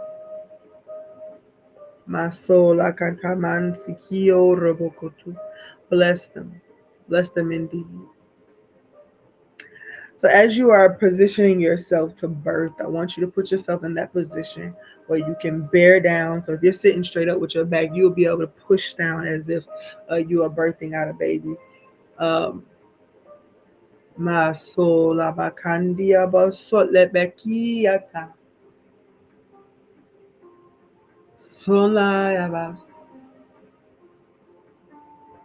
In the process where you can breathe and breathe deep. Ho silabandio ko sola ya manso. Glotaya mandio kondo lele bendioso. Ole basanaya mandio ko soreba. Shela mia kando orebaish. Sendia bakon lebekia sonderebi iaramando olebekio to ndusu. Make peace. Before you push, make peace. Allow this baby to know that it's worth it. Allow this baby to know that you are going to be there and present, but you will not overextend yourself. One thing they begin to learn over the years when you have children is that there are going to be responsibilities that they have as well to be a part of the community. There'll be a time where your baby will be fully grown. They're able to be able to move and shake and do its own thing as you continue to build and make it solid. It'll be birthing out for you without you even trying to figure out what it is. Massive growth. But you have to clear this space. Let's clear this space. We take this first deep breath in I want you to think of the love and the light and the peace and the joy that's going to surround that which is new. You're going to see it. You're going to know it. You're going to feel it. Masoko rebai shataya. Masoko reba. You're going to breathe in that love, that light, that peace, that joy. And when you breathe out the residue of what you just had to do by releasing. Don't be fearful anymore to surrender. Yes, what will come, will come. And that's what you want. You want it to go ahead and come so that you can be on level ground again and you can build from that place, not out of venom, but out of pure love. When you take the second deep breath in, you're going to do the same. When you take that third deep breath in, we hold it for gratitude. But I want you to hold it as if you are ready to push. When you're pushing, you ain't really breathing, babe. Now you ain't doing. Now you're just trying to get that thing. So when you finally lay down from that heavy contraction, you're trying to push, and you lay down. It's like you try to catch your breath.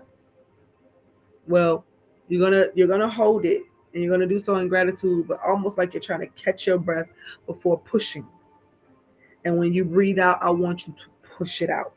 I want you to push it out. I want you to push it out. I want you to push it out. And I want you to push it out knowing that it's loved. And I want you to push it out knowing that it's going to thrive. And I want you to push it out knowing that you're going to be the best you, and your highest and best good is right there. I want you to push. I want you to push. I'm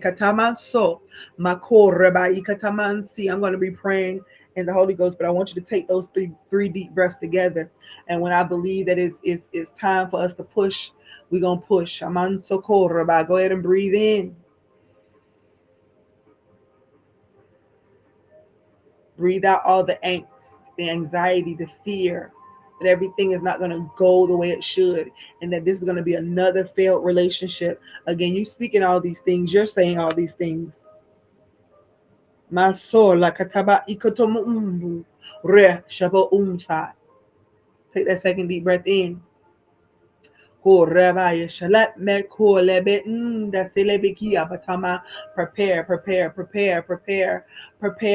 for the birthing.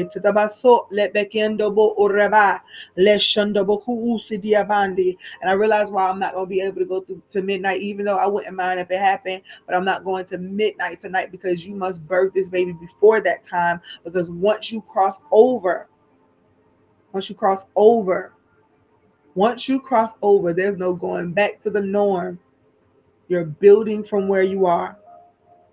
Take this third deep breath in, and we're going to hold it at the apex. We're going to be in gratitude, but we are going to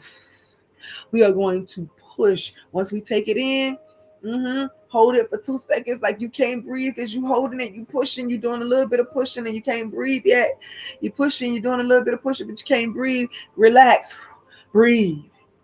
So toko rebaika shantaman soko rebaika taya. Let shelebekia tobo sele ikata. Hold it. You pushing. You're birthing a new you. Masolekia taman soko. You're not ashamed. You're birthing a new you. Ikatamaso reba. You're not ashamed. You're birthing a new you. You're not ashamed. You'll know the balance that you need. My soul. You don't want to ruin it by spoiling it. You want to give it proper balance so that when their time comes, that they do not fall apart at the first sign of strife, at the first sign of trouble. My soul. Lebekia tomo. My soul. Lebekia taman suku ureba. Masoko reba ikataman suku ureba. Masuku reba ikataman siki. I had to have to do it without mine, but I still knew what it was to push.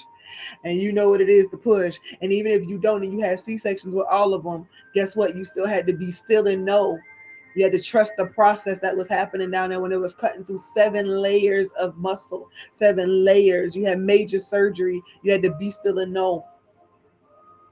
Ha masola bakai kataman so reklebe ndo. But you too, if you had C-section, because I have 4 of them, I know what it feels like when that baby finally come out of that major place of surgery. I know what it feels like. It's still a relief. The birthing right now is a relief. So you should feel lighter. Shetebe ikatamanso revelemendo manso. Rekotamia lebe ishi diabakon lebe nde lebe inchia dobu u. Selebe ichu lebe ki atamanso ko ola alemiando ko lebe indishia biato. Be not ashamed of your status, the state that you're in. If it's something you do not like, shift it. Ask for God to help you to transform it by the renewing of your mind, but do not despise it. No part of yourself. Do not despise it. Salabe ndo lebakia shedebe ndoso. Bet debendio kontu usutu uma labakan lady biadabaya. Ho push. Shetaman sorle kiadembendiosu. Oh push. Maselek do nemalebikio to Messiah. I know there's a pain there from the stretching. There's a pain there from the stretching, but breathe through.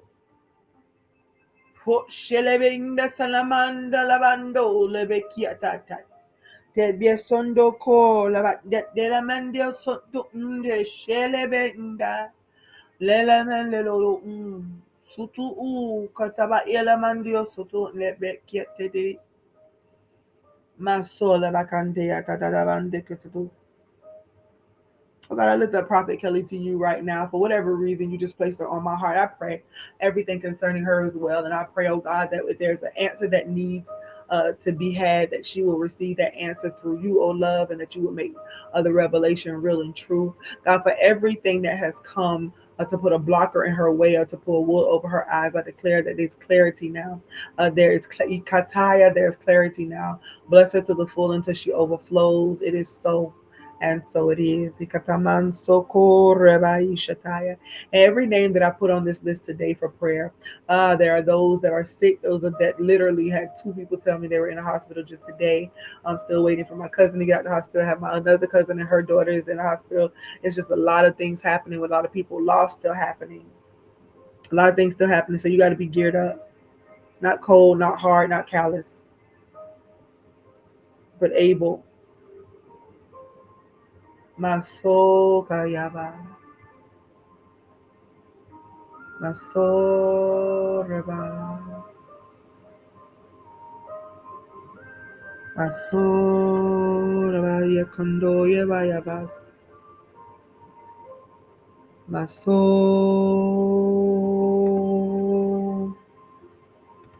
Maso.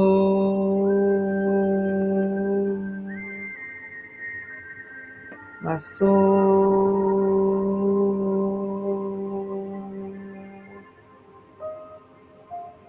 Masolebekia tobondo korebaishataya. Mekayaman sikio robokoto yamandiaside. Masondalebekia tomut.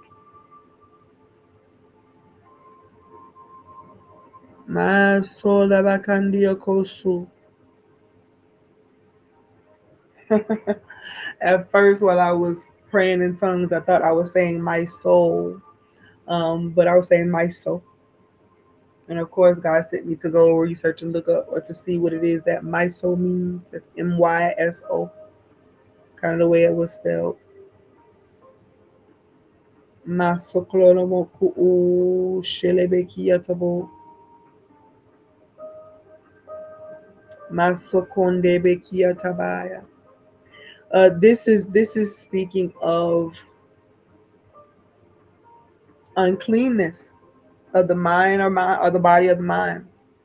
filth, defilement, anything disgusting. Mysophobia is the phobia of germs. So this is not a moment where you should feel fearful about the defilement and all those things or feel ridiculed, but God is still revealing and saying the same thing. Cleanse all of that, reveal all of that, do everything that needs to be done so that you walk into this next season with a bounce in your step. You feel totally like God has shown up and revealed itself. My soul, la cantamansi. Push, push. Jayana, if you haven't done it already in your push, take this push. And then you can remove the shirt. If you've already done it, it's okay. I bless you. I bless it. On the other side of that, you're going to see the reason why you had to release it now. Ah, masole beki atamaya, masole bakaya mandiokosu. Take that deep breath in. Push,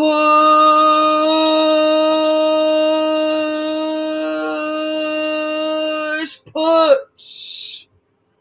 Oh, my sondia bakunte le bekiaton. Push it all out. Yep. Even the stuff you sown that you didn't realize it, the strife, the envy, all the stuff that popped up, push it on out. Your baby gonna be okay because you're gonna nurture it, you're gonna care for it. You're gonna have a lot of crying and frustration at first because baby just trying to adjust. You breathe through it. You are meant to be here. You are meant to be here. God, we give you glory. God, we give you glory. Masole bekia tobo kuntama shele bekia tobo. Mekataman soko o rebaye let look look look mase nde yolo moto yabansi. Show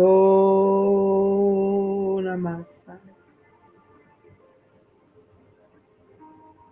Birthing a new you, new vision, new dream.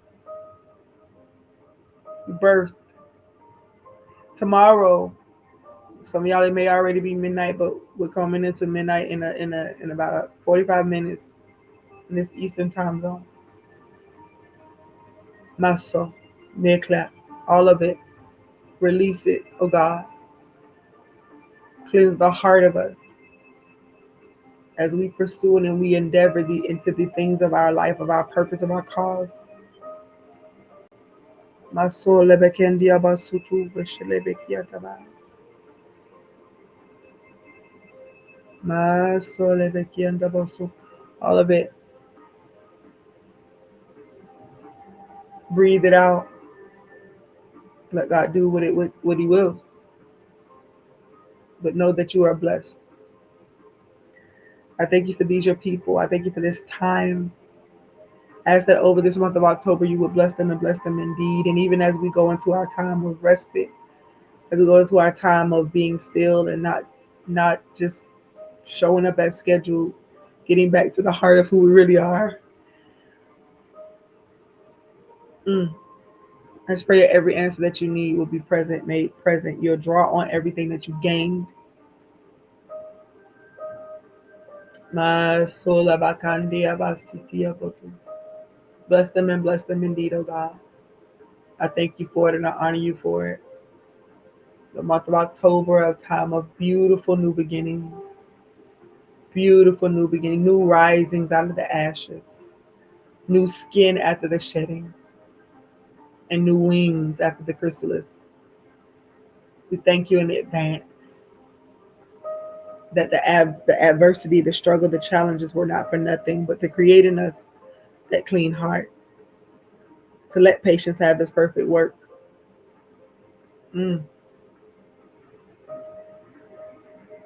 Bless them indeed. Cause overflow to hit everyone.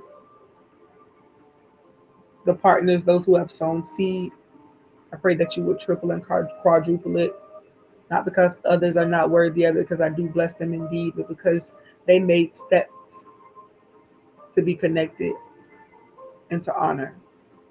So bless them. Indeed, we release all residue. It's being washed away from us even now in this very moment. O Santa Mansikio Robokotua Mandioko. Lekatamanso. It is well. All is well. Pray that you have this sweetest rest.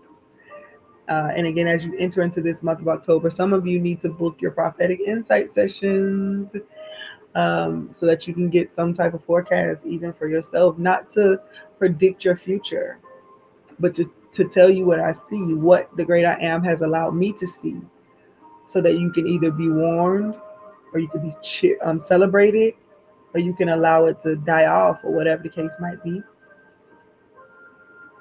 God knows. So I love you just because I can. Many, many, many, many blessings and good night.